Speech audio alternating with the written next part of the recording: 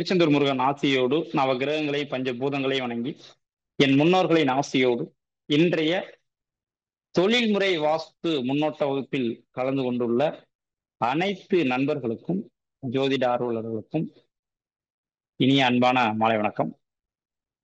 நம்ம இந்த தொழில்முறை வாஸ்து வகுப்பு அப்படிங்கிறது இன்னைக்கு வாஸ்து அப்படிங்கிற இடம் இல்லாமல் எந்த ஒரு இடத்திலும் எந்த ஒரு அணுவும் அசைவதில்லை. அப்ப வாஸ்து அப்படின்னா என்ன, வாஸ்து எவ்வாறு செயல்படுகிறது அப்படின்னு சொல்லிட்டு பாக்குறோம்.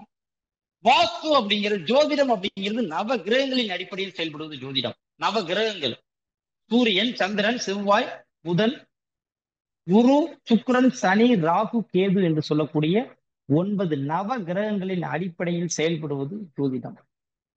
வாஸ்து எவ்வாறு செயல்படுகிறது என்கிறீங்கன்னா, இந்த வாஸ்து பஞ்சபூதங்களின் அடிப்படையில் செயல்படுவது வாஸ்து. சார், பஞ்சபூதங்கள் அப்படின்னா என்ன சார்? பஞ்சபூதங்கள் அப்படிங்கிறது நீர்,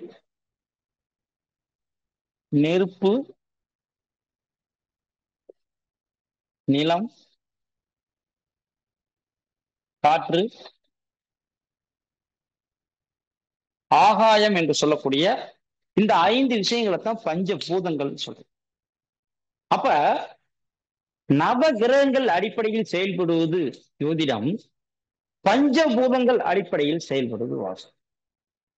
பஞ்சபூதங்கள் அடிப்படையில் எவ்வாறு இந்த வாஸ்து செயல்படுகிறது அப்படின்னு ஒரு விஷயம் இருக்கு. அடுத்த ஒரு விஷயம் அப்படிங்கிறது என்னன்னா, இந்த வாஸ்துனா வேற எதுவுமே கிடையாது, பூசாலாம் ஒண்ணும் கிடையாது. அவங்க அவங்களுக்குரிய வேலையை அவங்க அவங்களுக்கு கொடுத்தோம், அவ்வளவுதான். ரொம்ப சிம்பிளா என்னால என்ன செய்ய முடியும்? ஒரு வாஸ்து வகுப்பு என்னால எடுக்க முடியும், ஒரு ஜோதிட வகுப்பு எடுக்க முடியும். என்கிட்ட போய் ஒரு இந்த பேஷண்ட்டுக்கு காய்ச்சல் ஒரு ஊசி போடணும், என்னால ஊசி போட முடியுமா?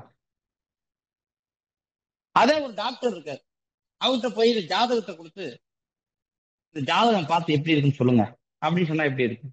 அப்ப இதுல என்ன அர்த்தம்? யாராருக்கும் என்னென்ன வேலை கொடுக்கும். அதே மாதிரிதான் இந்த ஒரு வீடு, ஒரு இடம் இருக்குன்னா இந்த 5 இடமும் இருக்கிற இடத்துலதான் மனுஷன் வாழ முடியும், எந்த ஒரு உயிரினும் வாழ முடியும். நீர் இல்லாத இடத்தில் ஒரு உயிரினம் வாழ முடியுமா? முடியாது. நெருப்பு இல்லாத இடத்தில் ஒரு உயிரினம் வாழ முடியுமா? கண்டிப்பா வாழ முடியாது. நிலம் இல்லாத இடத்தில் வாழ முடியுமா? வாழ முடியாது. காற்று இல்லாத இடத்தில் ஒரு உயிரினம் வாழ முடியுமா? வாழ முடியாது. அப்ப இது இது 4க்கும் தலைவனா இருக்கிற ஆகாயம் இல்லாத இடத்துல யாரும் வாழ முடியும். அப்ப இந்த பஞ்சபூதங்கள்ல ஏதோ ஒரு ஒண்ணு இல்லைன்னா கூட அந்த இடத்துல உயிர் ஜனனம் எடுக்காது, உயிர் வாழ முடியாது, வாழ தகுதியற்ற இடம். அப்ப இந்த பிரபஞ்சம்னு சொல்லக்கூடிய இந்த பூமியில தான் உயிர் வாழக்கூடிய நீர், நெருப்பு, நிலம், காற்று, ஆகாயம் என்று சொல்லக்கூடிய 5 விஷயங்கள் இருக்கு. இந்த 5 விஷயங்களும் இருக்கிறதுனாலதான் இங்கே உயிர் அப்படிங்கிறது ஜனனமாகுது, உயிர் வாழ முடிகிறது, அனைத்து உயிரினங்களும் சிறப்பாக வாழ முடிகிறது. அப்ப இந்த இதுல நீர் எது, நீருக்குரிய இடம் எது, நெருப்புக்குரிய இடம் எது, நிலத்துக்குரிய இடம் எது, காற்றுக்குரிய இடம் எது, ஆகாயத்துக்குரிய இடம் எது அப்படின்னு அவங்க அவங்கள கூட்டிட்டு வந்து அவங்கவுங்க இடத்துல உட்கார வச்சாரோ. வேற எதுவுமே நம்ம ஒண்ணும் புதுசாவெல்லாம் எதுவும் கண்டுபிடிச்ச ஒண்ணும் பண்ண போறது கிடையாது. என்ன இருக்கோ அதை வழி நடத்தும், வேற எதுவுமே கிடையாது. ஒரு வாஸ்து நிபுணருடைய வேலை அப்படிங்கிறது என்னன்னா, இந்த ரூட்ல போப்பா நீ ஸ்ட்ரைட்டா போய் சென்னை போயிடலாம், இந்த ரூட்ல போப்பா நீ ஸ்ட்ரைட்டா போய் மதுரை போயிடலாம். மதுரை போற ரூட்ல நான் சென்னை போகணும்னு போக முடியுமா? போக முடியாது, அது தப்பாத்தே கொண்டு போய் முடியும். அப்ப அவங்க அவங்க இடத்துல அவங்க அவங்கள உட்கார வைக்கப்போம். எப்படி அப்படிங்கிறத இப்ப நம்ம பார்க்கணும். என்ன அப்படின்னு கேட்டீங்கன்னா, ஒரு வாஸ்து நிபுணருக்கு முக்கியமா தெரிய வேண்டியது திசை. திசை தெரியாமல் எந்த ஒரு இடத்துலயும் வாஸ்து பார்க்கவும் முடியாது, அப்படி பார்த்தாலும் அது ஃபெயிலியர் தான் ஆகும். அப்ப திசை அப்படிங்கிறது ஒரு வாஸ்து நிபுணருக்கு ரொம்ப ரொம்ப ரொம்ப ரொம்ப முக்கியம். அதை எப்படி பார்வையில பார்க்கறதா திசை? அப்படி கிடையாது. திசை காட்டும் கருவியை வச்சு ஒரு இடத்துல இந்த இடம் எந்த டிகிரியில திரும்பி இருக்கு, சரியான வடக்கு பார்த்த வீடா அல்லது சரியான தெற்கு பார்த்த வீடா, இல்ல சரியான மேற்கு பார்த்த வீடா அல்லது சரியான கிழக்கு பார்த்த வீடா அப்படின்னு சொல்லிட்டு ஃபர்ஸ்ட் முடிவு பண்ணணும். ஏன்னா நம்ம வாஸ்து பாக்குற 165% வீடுக்கு மேல பாத்தீங்கன்னா அவங்க வடக்கு வடக்கு பார்த்த வீடுன்னு சொல்லுவாங்க, அது வடக்கு பார்த்த வீடா இருக்காது, வடமேற்கு பார்த்து இருக்கும் அல்லது வடகிழக்க பார்த்திருக்கும். அவங்க பார்வைக்கு ரோட்டை வச்சு சொல்லுவாங்க இது வடக்கு பார்த்த வீடு, கிழக்கு பார்த்த வீடு. அப்படி கிடையாது. ஒரு திசை காட்டும் கருவியை வச்சு ஒரு திசையை நம்ம முடிவு செய்யணும். நம்ம பார்வைக்கு தெரியறது திசை கிடையாது. அப்ப நமக்கு ஒரு வாஸ்து நிபுணரா நமக்கு தெரிய வேண்டிய ஒரு விஷயம் அப்படிங்கிறது திசை. எப்பயுமே ஒரு இடத்துல பேப்பர்லயோ போர்டுலயோ ஒரு விஷயம் ஏதோ இடத்துல பார்க்கணும் அப்படின்னா அதுல திசை மேல இருக்க திசை, இந்த திசை அப்படிங்கிறது வடக்கு திசை.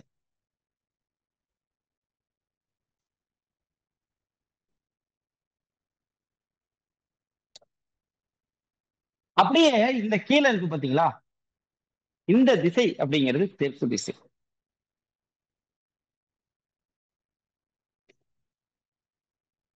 இங்க இந்த திசைக்கு பேரு கிழக்கு திசை. இந்த திசைக்கு பேரு மேற்கு திசை. வடக்கு, கிழக்கு, தெற்கு, மேற்கு அப்படின்னு சொல்லிட்டு 4 திசைகள் ஃபர்ஸ்ட் இருக்கு. அடுத்து என்ன இருக்கு அப்படின்னா, இந்த வடக்கும் கிழக்கும் சந்திக்கிற இந்த திசை இருக்கு பாத்தீங்களா, இந்த திசைக்கு பெயர் வடகிழக்கு திசை. இந்த திசைக்கு பெயர் வடகிழக்கு திசை. அதே போல இந்த தெற்கும் கிழக்கும் சந்திக்கிற இந்த திசைக்கு பெயர் தென் கிழக்கு திசை.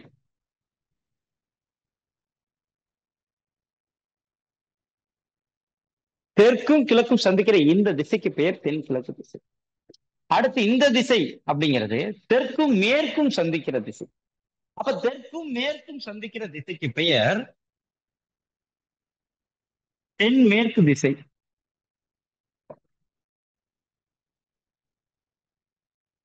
அதே மாதிரி மேற்கும் வடக்கும் சந்திக்கிற இந்த திசைக்கு பெயர் வடமேற்கு திசை.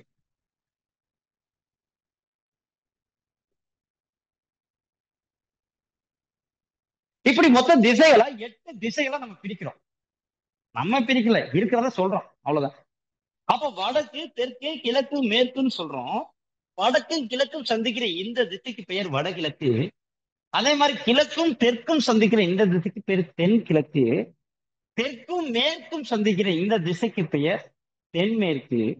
மேற்கும் வடக்கும் சந்திக்கிற இந்த திசைக்கு பெயர் வடமேற்கு. அப்ப மொத்தம் 4 திசைகளை நம்ம 8 திசைகளா நம்ம. அடுத்த ஒரு முக்கியமான ஒரு விஷயம் என்னன்னா, இந்த வடகிழக்கு திசை அப்படின்னு சொல்லக்கூடிய இந்த திசை, வடக்கும் கிழக்கும் சந்திக்கக்கூடிய இந்த வடகிழக்கு திசை அப்படிங்கிறத நம்ம ஈசானிய மூலை அப்படின்னு.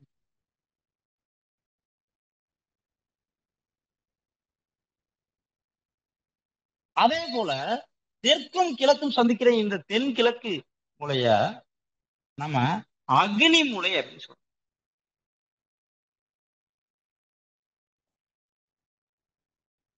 அதே மாதிரி தெற்கும் மேற்கும் சந்திக்கிற இந்த மூலைய நம்ம நிறுவி மூலை அப்படின்னு சொல்றோம்.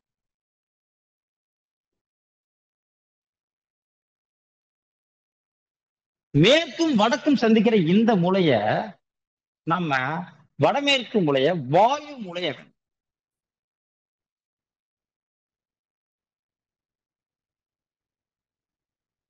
அப்ப மொத்தம் 8 திசைகளை நம்ம இதுல பிரிச்சோம். அதுல 8 திசைகளா வடக்கும் கிழக்கும் சந்திக்கிற வடகிழக்கு திசையை ஈசானிய மூலைன்னு சொல்றோம். சில ஊர்ல இத தனி மூலைன்னு சொல்லுவாங்க. அதே மாதிரி கிழக்கும் தெற்கும் சந்திக்கிற தென்கிழக்கு மூலை அக்னி மூலை அப்படின்னு சொல்றோம். மேற்கும் தெற்கும் சந்திக்கிற தென்மேற்கு மூலையை நிறுதி மூலைன்னு சொல்றோம். சில ஊரை இதை கன்னி மூலைன்னு சொல்லுவாங்க, சில ஊர்ல இதை குபேர மூலைன்னு சொல்லுவாங்க, அந்த ஊர் வழக்கப்படி. ஆனா அது பேர் நிறுதி மூலை. அதே மாதிரி மேற்கும் வடக்கும் சந்திக்கிற இந்த மூலை வடமேற்கு மூலை, அதை நம்ம வாயு மூலை அப்படின்னு சொல்றோம். அப்ப இது மாதிரி 8 திசைகளா ஃபர்ஸ்ட் நமக்கு பிரிச்சிருக்காங்க. இதுல வாஸ்து அப்படிங்கிறது நம்ம என்ன சொல்லியிருக்கோம்னா, பஞ்சபூதங்கள் அடிப்படையில் செயல்படுவது வாஸ்து. பஞ்சபூதங்கள் அப்படிங்கிறது என்னன்னா, நீர், நெருப்பு, நிலம், காற்று, ஆகாயம் என்று சொல்லக்கூடிய இந்த 5 பஞ்சபூதங்களின் அடிப்படையில் செயல்படுவது வாஸ்து. அப்ப இந்த பஞ்சபூதங்கள்ல இந்த நீர் அப்படிங்கிறது பாத்தீங்கன்னா எப்பயுமே மேட்டு பகுதியிலிருந்து பள்ளத்தை நோக்கி பாய்ந்தோடக்கூடியது, எல்லாத்துக்கும் தெரியும். மேட்டு பகுதியிலிருந்து பள்ளத்தை நோக்கி பாய்ந்தோடக்கூடியது நீர். அது ஒரு காரணம். இந்த திசைகள் அப்படிங்கிறது 8 திசைகள் அப்படிங்கிறது இருக்கு. இந்த பிரபஞ்சம் அப்படிங்கிறது எப்படி இருக்கு அப்படின்னா, பிளாட் அவ்வளோ இல்லை. இந்த பிரபஞ்சம் அப்படிங்கிறது பிளாட் அவ்வளோ இல்லை. எப்படி இந்த பிரபஞ்சம் இருக்கிறது அப்படின்னு கேட்டீங்கன்னா, வட்ட வடிவில் இருக்கு. வட்ட வடிவில் இருக்கு. அதுவும் எப்படி வட்ட வடிவில் எப்படி இருக்கு அப்படின்னு கேட்டீங்கன்னா, இந்த இப்படி நேரா இருக்கிறதுக்கு பேரு வடகிழக்கு திசையில இப்படி சாஞ்சி, வட்ட வடிவுல வடகிழக்கு மூலையில இப்படி சாய்ந்து கொண்டிருக்கிறது. எவ்வளவு தூரம் சாஞ்சிருக்குன்னா 23.30 டிகிரி வடகிழக்கு மூலை என்று சொல்லக்கூடிய ஈசானிய மூலை சைடு இந்த பிரபஞ்சமே சாஞ்சிருக்கு. இந்த பூமி அப்படிங்கிறது 23.30 டிகிரி வடகிழக்கு மூலையில ஒன் சைடா சாஞ்சுக்கிட்டு தான் அப்படியே சுத்தி வருது. அப்ப 23.30 டிகிரி வடகிழக்கு மூலையில் ஈசானிய மூலையில் இந்த பூமி ஒன் சைட சாஞ்சி, அப்ப சாஞ்சிட்டு இருக்கிற அந்த திசையத்தான் பள்ளமான திசைன்னு சொல்றோம். இதற்கு பெயர் பள்ளம் அப்படின்னு. அப்ப ஒரு திசை பள்ளமானால் அதற்கு நேர் எதிராக இருக்கிற திசை மேட்டு பகுதியாக இருக்கு. அப்ப இந்த திசை அதுக்கு நேர் எதிரான இந்த திசை மேடு அப்படின்னு சொல்றோம். இப்ப இந்த பஞ்சபூதங்கள்ல நீரானது மேட்டு பகுதியிலிருந்து பள்ளத்தை நோக்கி பாய்ந்தோடக்கூடிய தன்மை பொருந்தியது அப்படின்னு நம்ம பார்த்தோம். அப்ப மேட்டு பகுதியிலிருந்து பள்ளத்தை நோக்கி நீரானது பாய்ந்து ஓடுகிறது அப்படி என்றால் இந்த பிரபஞ்சம், இந்த பூமி வடகிழக்கு மூலையான ஈசானிய மூலை பள்ளமான திசை. அப்ப ஈசானிய மூலை பள்ளமான திசைனா அந்த பள்ளமான திசையை நோக்கி தான் ஒரு நீரானது பாய்ந்து ஓடும். அப்ப எந்த இடத்தில் நீரானது பாய்ந்து ஓடுகிறதோ அந்த இடத்தில் நீர் வளம் அப்படிங்கிறது அதிகமாக. பெரிய விஷயம்லாம் கிடையாது. எந்த இடத்துல நீர் அதிகமா இருக்கோ அந்த இடத்துல நீர் வளம் இருக்கும். அப்ப இந்த ஈசானிய மூலையான பள்ளமான திசையில நீரானது பாய்ந்து ஓடுகிறது. அப்ப நீரானது பாய்ந்து ஓடும் பொழுது அங்க நீர் வளம் அப்படிங்கிறது அதிகமாக இருக்கிறது. அப்ப நீர் வளம் அதிகமாக இருக்கும் இடத்தில் போர் போடும் பொழுதோ, கிணறு வெட்டும் பொழுதோ, அல்லது நீர் சம்பந்தப்பட்ட விஷயங்களை செய்யும் பொழுதோ நம்ம வாழ்க்கையில ஜெயிச்சோம். வேற ஒண்ணுமே கிடையாது. அவ்வளவு சிம்பிளான விஷயம். எங்க நீர் இருக்கோ அங்க போற போடுறோம். அப்ப இந்த பிரபஞ்சத்துல, இந்த பூமியில வடகிழக்கு மூலை பள்ளமான மூலை, பள்ளமான திசையில நீரானது பாய்ந்து ஓடுகிறது. அப்ப நீர் பாய்ந்து ஓடுகிற இடத்தில் நம்ம நீர் சம்பந்தப்பட்ட விஷயங்களை அதை கொண்டு போய் வச்சோம். வேற எதுவுமே கிடையாது. அப்ப இந்த வடகிழக்கு மூலைன்னு சொல்லக்கூடிய ஈசானிய மூலை நீருக்குரிய இடம் அப்படின்னு சொல்லுவோம். நீருக்குரிய இடம் அப்படிங்கிறது இந்த மொத்தம் அந்த 5 நீர், நெருப்பு, நிலம், காற்று, ஆகாயம் சொல்லக்கூடிய இந்த 5 விஷயங்கள்ல நீருக்குரிய இடம் ஈசானிய மூலை. இப்பதான் பார்த்தோம். ஏன் அப்படின்னு அடுத்து பாத்தீங்கன்னா நிலம். நீருக்கும் நிலத்திற்கும் ஒரு சம்பந்தம். ஏன்னா நிலப்பரப்பு அப்படிங்கிறதுல எப்பயுமே நிலத்திற்குரிய பகுதி எதுவோ அந்த பகுதியில தான் நம்ம வீடுங்கிறது கட்டணும், கட்டடங்கிறது கட்டணும். ஏன்னா அந்த மூளை ஒண்ணு நிறுதி மூளை. நிறுதி மூளை அப்படின்னா நிலையான மூளை அப்படிங்கிறதுக்கு ஒரு அர்த்தம் உண்டு. அப்ப நிலையான இடத்துல ஒரு வீட்டை ஒண்ணு கட்டணும் ஃபர்ஸ்ட். ரெண்டாவது விஷயம் என்ன அப்படின்னா இந்த தென்மேற்கு மூலையான நிறுதி மூலை மேட்டு பகுதி, மேடு உயரமான பகுதி. அப்ப ஒரு வீடு எங்க இருக்கணும், ஒரு கட்டடம் எங்க இருக்கணும், உயரமான இடத்துலதான் வீடு இருக்கணும். அப்ப அந்த உயரமான இடம் சொல்லக்கூடிய மேட்டு பகுதி தான், நிறுதி மூலை தான் நிலத்தத்துவத்துக்குரிய இடம். அந்த நிலத்தத்துவம் இருக்கிற இடத்துல நம்ம வீடுங்கிறது கட்டணும். அப்ப நிலத்திற்குரிய இடம் அப்படிங்கிறது இந்த மேட்டு பகுதியான தென்மேற்கு மூலையான நிறுதி மூலை தான். அப்ப பஞ்சபூதங்கள்ல நிலத்திற்குரிய இடம் அப்படிங்கிறது பாத்தீங்கன்னா தென்மேற்கு மூலை, நீருக்குரிய இடம் வடகிழக்கு மூலை.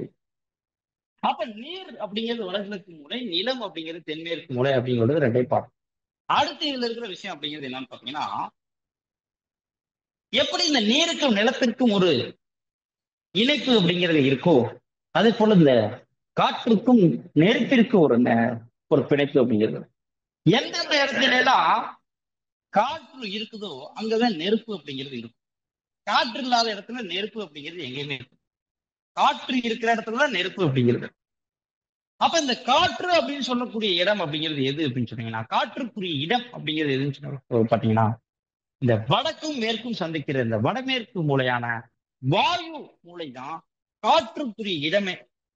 அப்ப காற்றுக்குரிய இடம் அப்படிங்கிறது வாயு மூலை. அதற்கு நேர் எதிரான தென்கிழக்கு மூலையான அக்னி மூலை நெருப்புக்குரிய இடம்.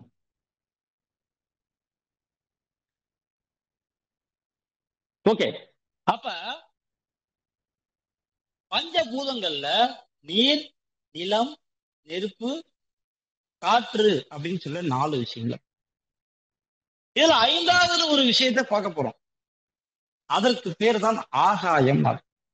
இந்த 4 விஷயங்களும் எல்லா பேருமே கேள்விப்பட்டிருப்பீங்க. 80% பேருக்கு தெரியும்.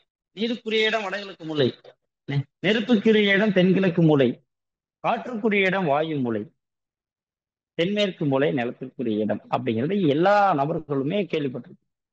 ஜோதிடம் சார்ந்த விஷயங்கள்ல பயணிக்கிற அனைவரும். ஆனா இந்த ஆகாயம் அப்படின்னா என்ன?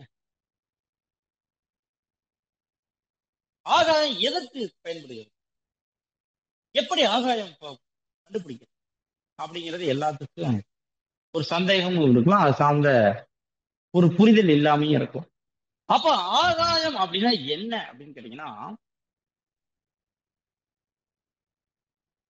வேற ஒண்ணுமே கிடையாது. ஆகாயம் ஃபர்ஸ்ட் எங்க இருக்குது அப்படின்னு கேட்டீங்கன்னா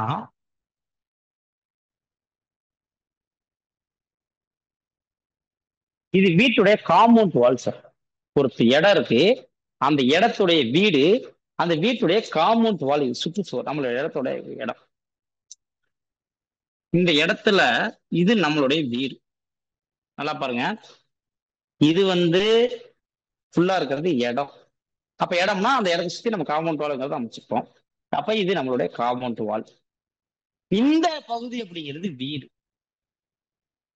இந்த பகுதிங்கிறது இடம், இதுங்கிறது வீடு. அப்ப அந்த வீட்டுக்கும் காம்பவுண்ட் வாலுக்கும் இடைப்பட்ட இந்த பகுதி தான் ஆகாய தத்துவம் வேலை செய்யக்கூடிய. ஆகாய தத்துவம் வேலை செய்யக்கூடிய பகுதி அப்படிங்கிறது வீட்டிற்கும் காம்பவுண்ட் வாலிற்கும் இடைப்பட்ட பகுதி ஆகாய தத்துவம் வேலை செய்யக்கூடிய பகுதி. ஆகாய தத்துவம் இருக்கிற இடமே இதுதான். வீட்டை சுத்தி இருக்கும். எங்க இருக்கும்னா வீட்டுக்கும் காம்பவுண்ட் வாலுக்கு இடையில. சார் வீட்டுக்கும் காம்பவுண்ட் வாலுக்கு இடையில இருக்கு. ஒருவேளை காம்பவுண்ட் வால் கட்டல. சில பேர் காம்பவுண்ட் வால் நான் கட்டல. அதே மாதிரி இன்னும் சில பேர் சார் ஒரு சைடு தான் காம்பவுண்ட் வால் கட்டிருங்க சார், மிச்சம் 3 சைடு கட்டல. சில பேர் வீட்டோட சேர்த்து கட்டிட்டே சார் காம்பவுண்ட் வால்.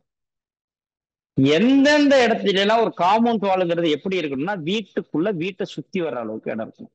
ஒரு ஆளு வீட்டை சுத்தி வரணும். இந்த காம்பவுண்ட் வாலுக்கும் வீட்டுக்கு இடைப்பட்ட கேப் அப்படிங்கிறது மினிமம் ஒரு ஆளு இந்த காம்பவுண்ட் வாலை வீட்டுக்கும் காம்பவுண்ட் வால் கேப்ல ஒரு ஆள் சுத்தி வர்ற அளவுக்கு ஸ்பேஸ் இருக்கும் காமன். அப்படி இருந்தால் தான் அந்த இடத்துல ஆகாய தத்துவம் வேலை செய்யும். 5 பூதங்கள் 5 பூதங்களும் வேலை செய்ய வேண்டும். அதில் ஆகாய தத்துவம் வேலை செய்ய வேண்டும் என்றால் வீட்டுக்கு அவசியம் காம்பவுண்ட் வால் வேண்டும். அந்த காம்பவுண்ட் வால் அப்படிங்கிறது வீட்டை சுற்றி வர இருக்க வேண்டும். யாரோ ஒரு நபராவது அந்த அந்த இடத்துல நடந்து வர்ற அளவுக்கு கேப் இருக்கணும். மினிமம் ஒரு 2 அடியாவது இருந்தா தான் ஒரு ஆளாவது மினிமமாவது நடக்க முடியும். சார் இப்ப காம்பவுண்ட் வால் இருக்கு சார், அல்லது காம்பவுண்ட் வால் இல்ல சார். ஆகாய தத்துவம் வேலை செய்து வேலை செய்யல. ஆனால் வேலை செஞ்சா என்ன பலன்? வேலை செய்ய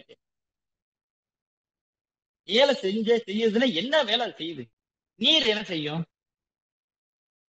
நீர் சம்பந்தப்பட்ட விஷயங்கள் நமக்கு என்ன செய்யும்? நெருப்பு சம்பந்தப்பட்ட விஷயங்களை செய்யும்.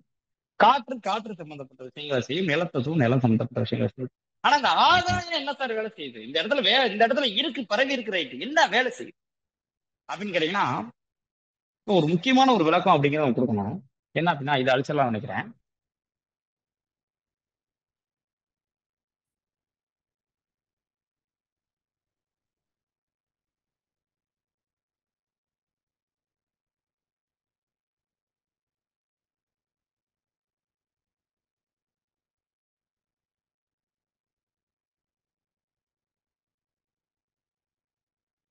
சார் இப்படி ஒரு 3 பிளாட் இருக்கு சார். வடக்கு பார்த்த இடம். 1ஆம் நம்பர்காரவங்க ஒரு வீடு கட்டியிருக்காங்க, 2ஆம் நம்பர்காரவங்க ஒரு வீடு கட்டியிருக்காங்க, 3ஆம் நம்பர்காரவங்க ஒரு வீடு கட்டியிருக்காங்க. 3 வேற இடம். இவங்க இப்படி வீடு கட்டியிருப்பாங்க, இப்படி வீடு கட்டியிருக்காங்க. இவங்க இப்படி வீடு கட்டியிருக்காங்க. இவங்க அவங்களோட இடத்துல இப்படி வீடு கட்டியிருக்காங்க. 3 பேர் வீடு கட்டிட்டாங்க சார். 3 பேருமே காம்பவுண்ட் வால் கட்டல சார். 3 பேருமே காம்பவுண்ட் வால் கட்டல. அப்ப 3 பேருக்கு வீட்டுல ஆகாய தத்துவம் வேலை செய்யாது ஃபர்ஸ்ட். இப்ப என்ன பிரச்சனை அப்படிங்கிறது கேட்கணும்னா, இப்ப 3 பேருமே ஒரு வீடு அப்படிங்கிறது இதுல இந்த 1ஆம் நம்பர்காரவங்க ஒரு வீட்டுக்கு போர் போடணும். ஏன்னா நான் ஏன் இந்த இடத்துல போரை மட்டும் பேசுறேன்னா, ஒவ்வொரு விஷயங்களுமே பேசணும். ஆனா இப்ப நம்ம பார்த்த விஷயம் போர் போடுறத பத்தி பார்த்தோம். ஒரு எக்ஸாம்பிளா சொன்னேன். ஒரு நீர் இருக்கிற வேண்டிய இடம் வடகிழக்கு மூலை. ஏன்னா வடகிழக்கு மூலை அப்படிங்கிறது தான் இந்த பிரபஞ்சத்துல வடகிழக்கு மூலைங்கிறது பள்ளமான பகுதி. ஏன்னா அந்த வடக்கும் கிழக்கும் சந்திக்கக்கூடிய இந்த வடகிழக்கு மூலை அப்படிங்கிறது 23.30 டிகிரி வடகிழக்கு திசையில பள்ளமாக இருக்கிறது. அப்ப ஒரு திசை பள்ளமாக இருந்தால் அந்த பள்ளமான திசையை நோக்கி நீரானது பாய்ந்தோடும். ஒரு இடத்துல நீரானது பாய்ந்தோடினால் அந்த இடத்துல நீர் வளம் இருக்கும். அவ்வளவுதான். அப்ப அந்த நீர் வளம் இருக்கிற இடத்துல நம்ம போரோ கிணறோ தனித்தொடி சார்ந்த நீர் சம்பந்தப்பட்ட விஷயங்களை வைக்கும் போது வக்கீல் ஜெயிச்சிடும். வாஸ்து ரீதியாக வெற்றி பெறுகிறோம். இல்லாட்டி அது ரீதியாக பிரச்சனைகளை சந்திப்போம். அப்படிங்கிறது முதல்ல நம்ம பார்ப்போம். அப்ப இந்த 1ஆம் நம்பர் பிளாட்டுக்காரவங்க இருக்காங்கன்னா, இந்த 1ஆம் நம்பர் பிளாட்டுக்காரவங்களுக்கு வடக்கும் இது வடக்கு இது கிழக்கு முதல்ல திசை அப்படிங்கிறது சொல்லியிருந்தோம். அப்ப வடக்கும் கிழக்கும் சந்திக்கிற இந்த வடகிழக்கு மூலை அப்படிங்கிறது 1ஆம் நம்பர் பிளாட்டுக்காரவங்களுக்கு போர் போடுற இடம் அப்படின்னு வச்சு. அப்ப 1ஆம் நம்பர் பிளாட்டுக்காரவங்க இங்க போர் போடும். 2ஆம் நம்பர் பிளாட்டுக்காரவங்களுக்கு இதுதான் வடகிழக்கு மூலை. அப்ப இங்க போர். 3ஆம் நம்பர் பிளாட்காரவங்களுக்கு இதுதான் வடகிழக்கு மூலை. இங்க போர் போட்டுருவோம். இப்ப என்ன பிரச்சனை சார்? அவங்க இடத்துல வடகிழக்கு மூலையில போரை போட்டாங்க. ஆனா இதுல ஒரு மிகப்பெரிய விஷயம் என்னன்னா, இந்த 2ஆம் நம்பர்காரவங்க போர் போட்டிருக்காங்க பாத்தீங்களா? அவங்க போட்டிருக்க போர் 1ஆம் நம்பர் வீட்டுக்காரவங்களுக்கு வாயு மூலையில வரும். நல்லா பாருங்க. இந்த இடம் இவங்களுக்கு இது ஈசானிய மூலை தான். ஆனா இந்த 1ஆம் நம்பர் பிளாட்டுக்காரவங்களுக்கு இது வாயு மூலை. அதே மாதிரி 3ஆம் நம்பர் பிளாட்டுக்காரவங்க போட்டுக்கிறது 2ஆம் நம்பர் பிளாட்டுக்காரவங்களுக்கு வாயு மூலை. தெளிவா இதை புரிஞ்சுக்கணும். அப்ப ஒரு இடத்துல ஈசானிய மூலை என்று சொல்லக்கூடிய வடகிழக்கு மூலையில போர் போடுறோம் அப்படின்னா கண்டிப்பா அது சரி. நான் வாயு மூலையில போய் போர் போட்டது காட்டுங்களா சார்? அதனால மிகப்பெரிய பிரச்சனைகளா வரும். சார் நம்ம இடம் சார், தப்பா போரை போட்டோம். தண்ணியோட காசு போட்டு வாங்கிக்கலாம் சார். உசுரை வாங்க முடியுமா? அதனால அதை மூடிடலாம் சார். ஒன்றும் பிரச்சனை இல்லைன்னு மூடிடலாம். பக்கத்து வீட்டுக்காரன் போரை போட்டுக்கிறத போய் நம்ம க்ளோஸ் பண்ண முடியுமா சார்? பாதிப்பு வருதுன்னு. அப்ப அதுல இருந்து நம்மளை நம்ம தற்காத்துக்கணும்னா பக்கத்துல இருக்கிற பிரச்சனையில இருந்து சுத்தி வர இருக்கிற பஞ்சபூதங்கள்ல இருக்கிற பிரச்சனையில இருந்து நம்மளை தற்காத்துக்கணும்னா நம்ம வீட்டுக்கு ஒரு காம்பவுண்ட் வால் அப்படிங்கிறது அமைக்கணும்.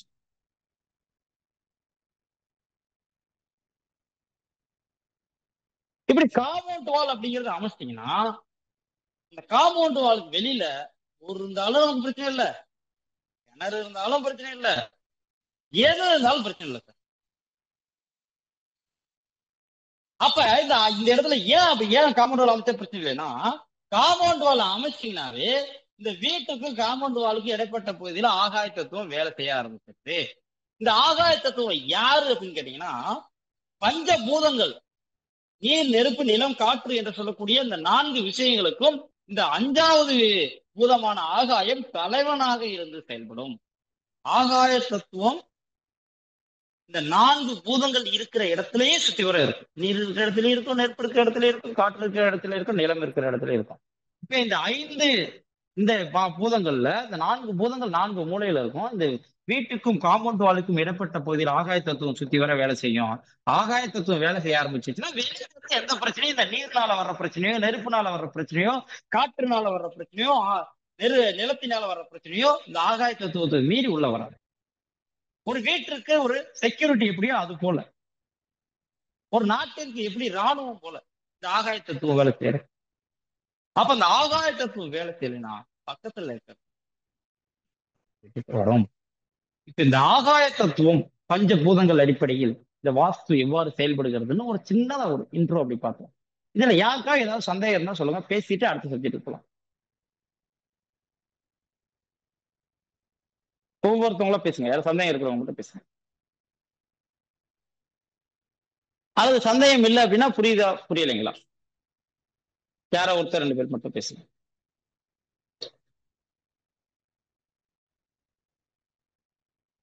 புரியுதுயா, புரியுது. ஓகே. ஓகே. இப்ப அடுத்த சப்ஜெக்ட் போயிடும்.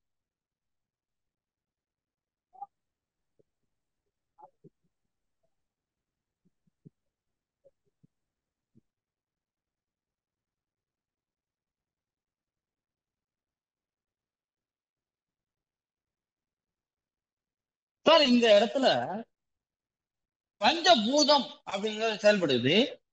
அதுல பஞ்சபூதங்கள் எவ்வாறு செயல்படுகிறது, அதே மாதிரி இந்த பஞ்சபூதங்கள்ல ஆகாய தத்துவத்தின் பங்கு என்ன அப்படிங்கிற ஒரு முக்கியமான ஒரு விஷயம். அப்ப இந்த வாஸ்து அப்படிங்கிறது வெறுமன பஞ்சபூதங்கள் அடிப்படையில் மட்டுமே செயல்படுகிறதா? பஞ்சபூதங்கள் அனைத்தும் சரியாக இருந்தால் வாஸ்து ரீதியா எந்த ஒரு பிரச்சனை நமக்கு வராதா? வராதுதான்.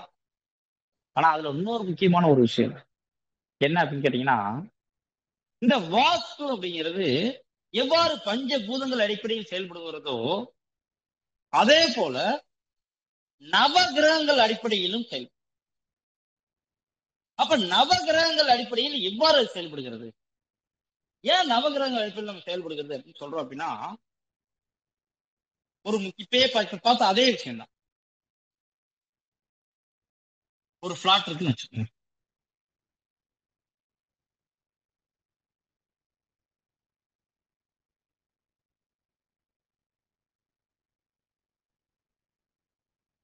இதே மாதிரி 3 பிளாட், இதே மாதிரி 3 பிளாட் தனித்தனியா ஒரு இடத்துல கட்டி வச்சிருக்காங்க. இந்த வீட்டு காம்பவுண்ட் வாலே இருக்குன்னு வச்சுக்கோங்க. தனித்தனியா காம்பவுண்ட் வால் இருக்கு, தனித்தனியா வீடு இப்படி இருக்கு, தனித்தனியா வீட்டுல காம்பவுண்ட் வால் அப்படிங்கிறது தனித்தனியா இருக்கு. 3 பக்கத்து பக்கத்து வீடு ஒரே ஆபீஸ்ல வேலை செய்யறாங்க. 3 பிளாட் இருக்கு, வாங்க நம்ம ஆளுக்கு ஒரு பிளாட்டை வாங்கிக்கலாம். வீடு எல்லாமே இண்டிவிஜுவல் ஹவுஸ் கட்டி வச்சிருக்காங்கன்னு சொல்லிட்டு ஒரு நண்பர்கள் 3 பேரும் இது மாதிரி பக்கத்து பக்கத்து வீடை வாங்குறாங்க. ஒரு எக்ஸாம்பிள் சொல்றேன். இப்ப நம்ம ஒரு விஷயம் பார்த்தோம். ஈசானிய மூலை என்று சொல்லக்கூடிய வடகிழக்கு மூலையில தான் நம்ம போர் போடணும். அதுதான் பள்ளமான மூலை அப்படின்னு பார்த்தோம். அப்ப அந்த இடத்துல இந்த பிளாட் வாங்கி இருக்கிறவங்க, பிளாட் விற்றவங்க என்ன பண்ணிட்டாங்கன்னா, இதை வாங்கி கட்டி வித்தவங்க இந்த 3 வீட்டுக்கும் வாயு மூலையிலே போறப்பட்டாங்க. 3 வீடுக்கும் வாயு மூலை. இந்த போர்னால இந்த வீட்டுக்கு பாதிப்பு வராது, இந்த போர்னால இந்த வீட்டுக்கு பாதிப்பு வராது. ஏன்னா காம்பவுண்ட் வால் போட்டாங்க, அதனால பிரச்சனை இல்லைன்னு வச்சுக்கோங்க. ஆனா அந்தந்த வீட்டுல இருக்க போர்னால பாதிப்பு வருமா வராதான்? பாருங்க, இந்த வீட்டுக்கு இது வாயு மூலையில போகும், இந்த வீட்டுக்கு இது வாயு மூலையில போகும், இந்த வீட்டுக்கு இது வாயு மூலையில போகும். அந்தந்த வீட்டுல உள்ள போட்டிருக்க போரே கண்டிப்பா ஒரு பாதிப்பு, அதுல மாற்றம் கருத்து கிடையாது. அப்ப அதுல இருந்து எப்படி தப்பிக்கிறதுங்கிறத அடுத்து பார்க்கலாம். ஆனா கண்டிப்பா பிரச்சனை இருக்காங்கன்னா 100% பிரச்சனை. ஆனா இதுல ஒரு முக்கியமான ஒரு விஷயம் என்னன்னா, இந்த நம்பர் 1 வீட்டுக்காரவங்க இடம் வாங்கினதுல இருந்து ஒரு நல்ல வளர்ச்சி, இந்த வீட்டுக்கு வந்ததுல இருந்து நல்ல வளர்ச்சி. நம்பர் 2 இந்த வீட்டுக்கு வந்ததுல இருந்து நல்ல வளர்ச்சி. நம்பர் 3 இந்த வீட்டுக்கு எப்ப வந்தாங்களோ மிகப்பெரிய தொழில் நஷ்டம், வேலை வாய்ப்புல பிரச்சனை, பண கஷ்டம், குடும்பத்துல நோய் நொடிகள் பிரச்சனை. இந்த 3ஆம் நம்பர் பிளாட்டுக்காரவங்களுக்கு, இந்த 1ஆம் நம்பர் பிளாட்டுக்காரவங்களுக்கு பிரச்சனை இல்லை, 2ஆம் நம்பர் பிளாட்டுக்காரவங்களுக்கு பிரச்சனை இல்லை, வந்ததுல இருந்து நல்லா தான் இருக்காங்க. ஆனா அந்த 3ஆம் நம்பர் பிளாட்டுக்காரவங்க எப்ப இந்த வீட்டுக்கு வந்தாங்களோ, வீடு வாங்குற அளவுக்கு பணம் வச்சு வீடு வாங்கினாங்க.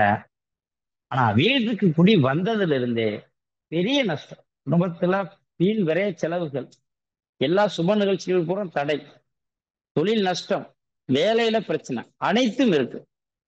அப்ப இவங்க என்ன பண்றாங்க, வீட்டுக்கு வந்ததுல இருந்தே நமக்கு இந்த பிரச்சனை, அப்ப இந்த வீட்டை ஒரு வாஸ்து நிபுணரை கூட்டிட்டு வந்து காட்டலாம் அப்படின்னு வாங்குறாங்க. அவங்க சொல்றாங்க, சார் வந்தவொடனே வாயு மூலையில போர் இருக்கு சார், வேற எல்லாம் சரியா இருக்கு, ஃபர்ஸ்ட் அந்த போரை க்ளோஸ் பண்ணிடுங்க, எல்லாம் சரியாயிடும். சரி, இன்னொருத்தவரை கூட்டிட்டு வந்து காட்டுவோம்னு கொட்டுறாங்க. அவரும் சொல்றாரு, சார் வீடு எல்லாம் சரியா இருக்கு, போர் தான் வாயு மூலையில போட்டிருக்கீங்க, போர் எப்ப க்ளோஸ் பண்ணீங்களோ அப்பதான் சார் உங்களுக்கு பிரச்சனையில இருந்து விடுதலை அப்படின்னு சொல்றாங்க. இவருக்கு என்ன ஒரு கன்ஃபியூஷன்னா, 1ஆம் நம்பர் பிளாட்டுக்காரங்க அதே இடத்துல தான் போர் போட்டிருக்காங்க, 2ஆம் நம்பர் பிளாட்டுக்காரங்களும் அதே இடத்துல தான் போர் போட்டிருக்காங்க. நம்ம மட்டும் போரை போட்டிருக்கிறத க்ளோஸ் பண்ணாதான் நமக்கு பிரச்சனை நீங்கன்னா அது என்ன அர்த்தம் அப்படின்னு இவருக்கு ஒரே கணக்கு.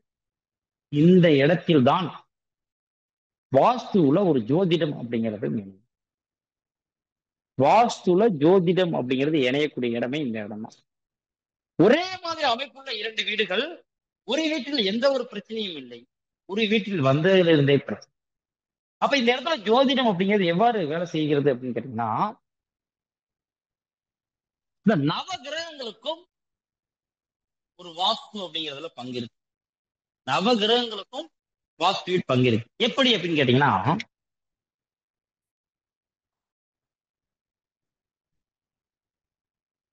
திருப்பி சொல்லிடுவோம். இந்த மேல இருக்கிற இந்த திசை அப்படிங்கிறது வடக்கு திசைன்னு சொன்னோம். கீழே இருக்க திசை தெற்கு திசை.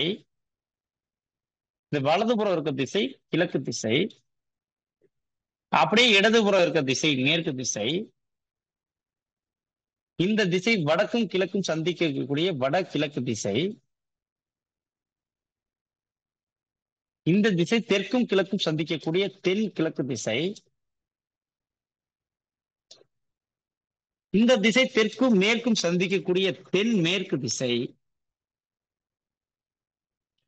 அதே போல மேற்கும் வடக்கும் சந்திக்கிற இந்த திசைக்கு பெயர் வடமேற்கு திசை. அப்ப மொத்தம் ஒரு ஒரு இடத்திற்கும் ஒரு ஒரு திசைகள் அப்படிங்கிறது முதல்ல சொல்றோம். அப்ப அந்த 3 வீட்டிலையும் பாதிக்கப்பட்ட திசை அப்படிங்கிறது எதுனா வடமேற்கு திசை. ஏன்னா வடமேற்கு திசையில தான் வரக்கூடியாத ஒரு விஷயம் வந்துருச்சு. வடமேற்கு திசை அப்படிங்கிற இடத்துல போர் வரக்கூடாது. வடகிழக்கு திசையில தான் போர் வரணும். ஆனா அதுல வடமேற்குல போர் வந்துருச்சு. அப்ப அதுல என்ன அர்த்தம்? அந்த 3 இடத்துலயும் வடமேற்கு திசை பாதிக்கப்பட்டுள்ளது அப்படின்னு. 3 இடத்துல 3 வீட்டுமே வடமேற்கு திசை பாதிக்கப்பட்டுச்சு. ஆனா 3ஆம் நம்பர் வீட்டுக்காரங்களுக்கு தான் பிரச்சனை. மிச்சம் 1ஆம் நம்பர் வீட்டுக்காரங்களுக்கு பிரச்சனை இல்லை, 2ஆம் நம்பர் வீட்டுக்காரங்களுக்கு பிரச்சனை இல்லை. இதுதான் இப்போதைக்கு இருக்கிற ஸ்டேட்டஸ். இதுல பாத்தீங்கன்னா இந்த நவகிரகம் சொல்லக்கூடிய சூரியன், சந்திரன், செவ்வாய், புதன், குரு, சுக்கிரன், சனி, ராகு, கேது என்று சொல்லக்கூடிய 9 நவகிரகங்களும் இந்த வாஸ்துவில் செயல்படுகிறது. எவ்வாறு அப்படின்னு கேட்டீங்கன்னா, இந்த வடக்கு திசை அப்படிங்கிறது குருவுடைய இடம். வடக்கு திசை குரு பகவானின் இடம். அதே போல இந்த கிழக்கு திசை புதனுடைய இடம். வடகிழக்கு திசை. கிழக்கு திசை இந்திரன் சுக்கிரனின் இடம்.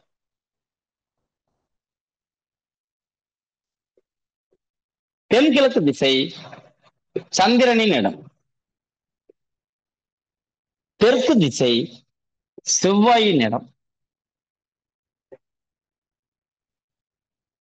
மேற்கு திசை சனி பகவானின் இடம். அதே போல தென்மேற்கு திசை ராகு பகவானின் இடம். வடமேற்கு திசை கேது பகவானின் இடம். ஒரு இடத்தின் மையம் சூரியன். அப்ப மொத்தம் 9 நவ கிரகங்களுக்கும் உரிய திசை இதுதான். வடக்கு திசை நான் குரு பகவான், கிழக்கு திசை நான் சுக்கிரன், வடகிழக்கு நான் புதன், தென்கிழக்கு நான் சந்திரன், தெற்கு நான் செவ்வாய், தென்மேற்கு நான் ராகு, மேற்கு திசை நான் சனி, வடமேற்கு நான் கேது. இந்த திசைகள் அனைத்தும் 9 திசைகள் அப்படின்னு சொல்லக்கூடிய மையஸ்தானத்துல சூரியன். இது நானும் என் முன்னோர்களோ ஒரு ஒரு திசைக்கு இந்த கிரகமும் கண்டுபிடிச்சது கிடையாது. இது பல நூற்றாண்டுகளுக்கு முன்னாடியே ஒரு ஒரு கிரகங்களுக்குரிய திசை அப்படிங்கிறது இது. நவ கிரகங்கள் எப்ப சார் அமைச்சது? இப்ப ஒரு 10 வருஷத்துக்கு முன்னாடி அமைச்சதா? நவ கிரகங்கள் கோயிலுக்கு அனைவரும் போயிருக்கீங்க. அந்த நவகிரக கோயில்கள்ல பாத்தீங்கன்னா இப்ப நம்ம எப்படி அமைச்சிருக்கோமோ இதே போலதான் நவகிரகங்கள் அமைஞ்சிருக்கு. மொத்தம் 9 நவகிரகங்கள் இருக்கும். அதுல வடக்கு திசை அப்படிங்கிறது குரு பகவான் இருப்பாரு, தெற்கு திசையில செவ்வாய் இருப்பாரு, கிழக்கு திசையில சுக்கிரன் இருப்பாரு, மேற்கு திசையில சனி பகவான் இருப்பாரு, மையத்துல சூரியன் இருப்பார். வடகிழக்கு திசையில புதன் இருப்பாரு, தென்கிழக்கு திசையில ராகு இருப்பாரு, தென் கிழக்குல சந்திரன் இருப்பாரு. அதே போல வடமேற்கு திசையில கேது பகவான். அப்ப இந்த 9 நவகிரகங்களும் அந்தந்த திசைகள்ல சரியாக அமர்ந்திருக்கும். ஒரு ஒரு நவகிரக கோயில்கள் போய் பாத்தீங்கன்னா. அப்ப நவகிரக கோயில்கள் அமைச்சது இப்பதான் அமைச்சாங்களா? அதெல்லாம் பல புராண காலத்துல இருந்து ஆகம விதிப்படி இதுக்குரிய இடத்தில் ஒரு ஒரு திசைகளுக்குரிய இடத்திலும் அமைக்கும். அப்ப அந்தந்த இடத்தில் ஒரு ஒரு கிரகங்களின் ஆதிக்கம் இருக்கு. வடக்கு பார்த்த வீடு வாஸ்துப்படி யார் சரியாக கட்டி அமைத்திருக்கிறார்களோ அவர்கள் பணத்திற்கு காரகனான குரு பகவான் உங்களுடைய செல்வ செழிப்பாக அந்த வீட்டில் வசிப்பார்கள் சொல்லுவாங்க. அப்ப ஒரு ஒரு இடத்திற்கும் ஒரு ஒரு கிரகங்கள் இருக்கு. இது ஏன் இப்ப இந்த இடத்துல சொல்ல வர்றோம் அப்படின்னா, நம்ம பார்த்த அந்த 3 வீட்டிலுமே வடமேற்கு திசை பாதிக்கப்பட்டது. வடமேற்கு திசையில வரக்கூடாது அந்த போர் அப்படிங்கிறது வந்திருக்குன்னு நம்ம சொன்னோம். அப்ப அந்த வடமேற்கு திசை அப்படின்னு சொல்லக்கூடிய இந்த திசையுடைய நவ கிரக அதிபதி யாருன்னா கேது பகவான். நல்லா பாருங்க, கேது பகவான். அப்ப இந்த வீட்டுல வசிக்கிறவங்களுக்கு கேது பகவான் கெட்டிருக்கனாலதான் அந்த வீட்டுல மிகப்பெரிய பிரச்சனை. வாஸ்து ரீதியாக ஒரு இடத்தில் தவறு இருந்து, வாஸ்து 3 வீட்டுமே தவறு, வாஸ்து ரீதியாக தவறு இருந்து அந்த தவறுடைய இடத்துடைய அதிபதி எதுவோ அது அவருடைய ஜாதகத்தில் நல்லா இருக்கும் பொழுது, வலுவாக இருக்கும் பொழுது அவருக்கு ஒரு சொல்ற சப்ஜெக்ட் நல்லா புரிஞ்சு. ஒரு திசையில வாஸ்து ரீதியாக தப்பு இருக்கு, வடக்கு திசையில வரக்கூடாத ஒரு விஷயம் வந்துருச்சு, அப்ப வடக்கு திசை அந்த இடத்துல பாதிக்கப்பட்டுருச்சுன்னு அர்த்தம். ஒருவேளை அவருடைய ஜாதகத்தில் வடக்கு திசையின் அதிபதியான குரு பகவான் வலுவாக இருந்தால்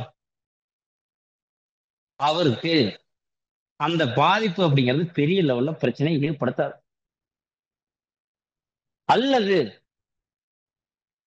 வடக்கு திசையும் பாதிக்கப்பட்டு வடக்கு திசையோட அதிபதியான குரு பகவானும் ஜாதகத்தில் கெட்டிருந்தால் அவர் மிகப்பெரிய ஒரு பிரச்சனையை சந்திப்பார். அதுவும் கூடிய விரைவில் அந்த வீட்டில் வசிக்க முடியாத சூழ்நிலை கூட உருவாக்கும், அந்த குரு திசையோ குரு புத்தியோ நடக்கிறப்ப. அப்ப அவ்வளவு பெரிய பிரச்சனை அப்படிங்கிறது ஏற்படும். அப்ப ஒரு இடத்துல வாஸ்து ரீதியாக சரியாக இருந்து அந்த கிரகங்கள் அப்படிங்கிறது சரியாக இருந்தா பிரச்சனை கிடையாது. ஆனா இங்க வாஸ்து ரீதியாக தப்பா இருந்து அந்த கிரகம் கெட்டு போச்சுன்னா, ரெண்டு வாஸ்து ரீதியாகவும் அந்த பிளேஸ் தப்பு, ஜோதிட ரீதியாகவும் அந்த கிரகங்கள் கெட்டிருக்கப்ப அவருக்கு மிகப்பெரிய ஒரு பிரச்சனை ஏற்படுது. அதுதான் அந்த 3ஆம் நம்பர் பிளாட்காரங்களுக்கு நான் சொன்ன விஷயம். இப்ப இதுவரை நடந்த விஷயங்கள்ல இந்த வாஸ்துவும் ஜோதிடமும் எப்படி ஒரு இடத்துல இணைந்து ஒரு ஜோதிடத்துக்கு பலன் கொடுக்குது அப்படிங்கிறதுல யாருக்காவது ஏதாவது சந்தேகம் அப்படின்னு சொல்லுங்க பேசுங்க.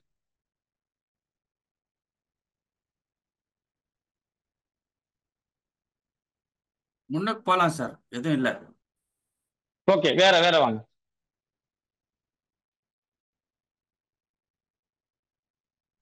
சார் இதுல இந்திரபாகம் எங்க வருது?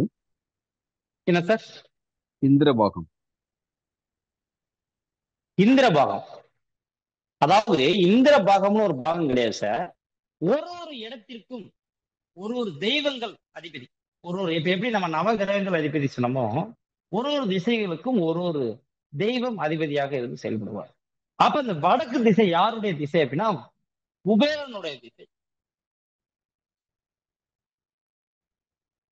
கிழக்கு திசை இந்திரனுடைய திசை. தெற்கு திசை யம தர்மனுடைய திசை. அதே மேற்கு திசை வருணனுடைய திசை, வர்ண பகவான், வர்ணன். அப்ப மொத்தம் இந்த 4 திசைகளுக்கும் 4 தெய்வங்களுடைய பேர் அப்படின்றது. அதனால கிழக்கு திசையோட இந்திரனுடைய திசை அப்படின்னு சொல்லுவாங்க வேற ஒண்ணு.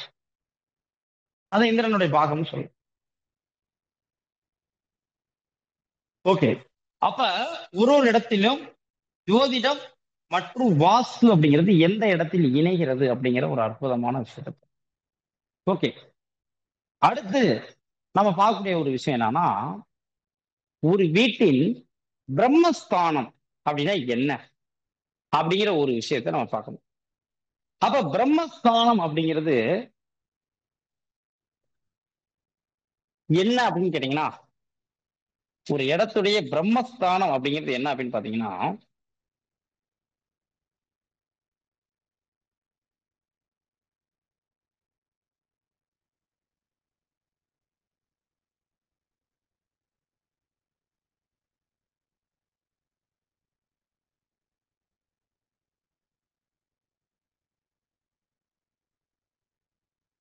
ஒரு வீடு சார்.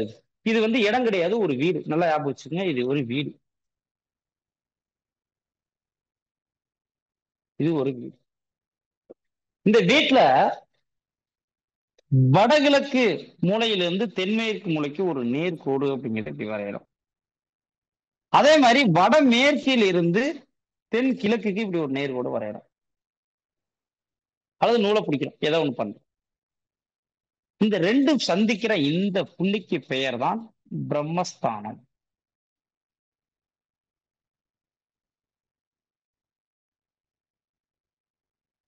பிரம்மஸ்தானம் அப்படின்னா வடகிழக்கு மூலையிலிருந்து தென்மேற்கு மூலைக்கும், வடமேற்கு மூலையிலிருந்து தென்கிழக்கு மூலைக்கும் ஒரு நேர்கோடு அப்படிங்கிறது வரைந்தால் அந்த நேர்கோடு சந்திக்கிற அந்த இடத்திற்கு பெயர் பிரம்மஸ்தானம்.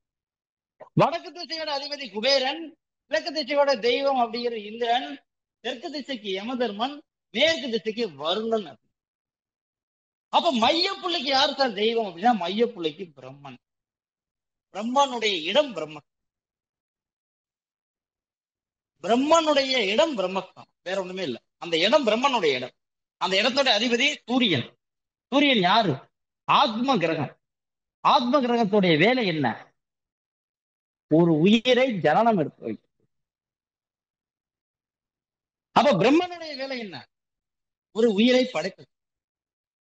அப்ப அந்த இடம் தான் பிரம்மஸ்தானம்னு சொல்றோம். எப்பயுமே ஒரு வீட்டிற்கு பிரம்மஸ்தானம். ஒரு மனிதனுக்கு உயிர் எந்த இடத்தில் இருந்து ஜனனமாகிறது? மனிதன் ஒவ்வொரு உயிரினத்திற்கும், ஒரு மனிதனுக்கும் அவருடைய உயிர் என்பது அவருடைய தொப்புள் பகுதியில் இருந்து ஜனனமாகிறது. அப்ப ஒவ்வொரு மனிதனுக்கும் தொப்புள் பகுதி அப்படிங்கிறது பிரம்மஸ்தானம். கரெக்டா சென்டர் பாயிண்ட் பிரம்மஸ்தானம். அப்ப நீங்க அந்த தொப்புள் பகுதியிலிருந்து அடி பாதத்தை அளந்து பாருங்க. அதே தொப்புள் பகுதியிலிருந்து உச்சம் தலையை அளந்து பாருங்க. ரெண்டுக்கு சரியான சென்டர்ல இந்த தொப்புள் பகுதி. அதே வலதுபுறத்தை அளங்க, இடதுபுறத்தை அளந்து பாருங்க, அதுவும் சரியா.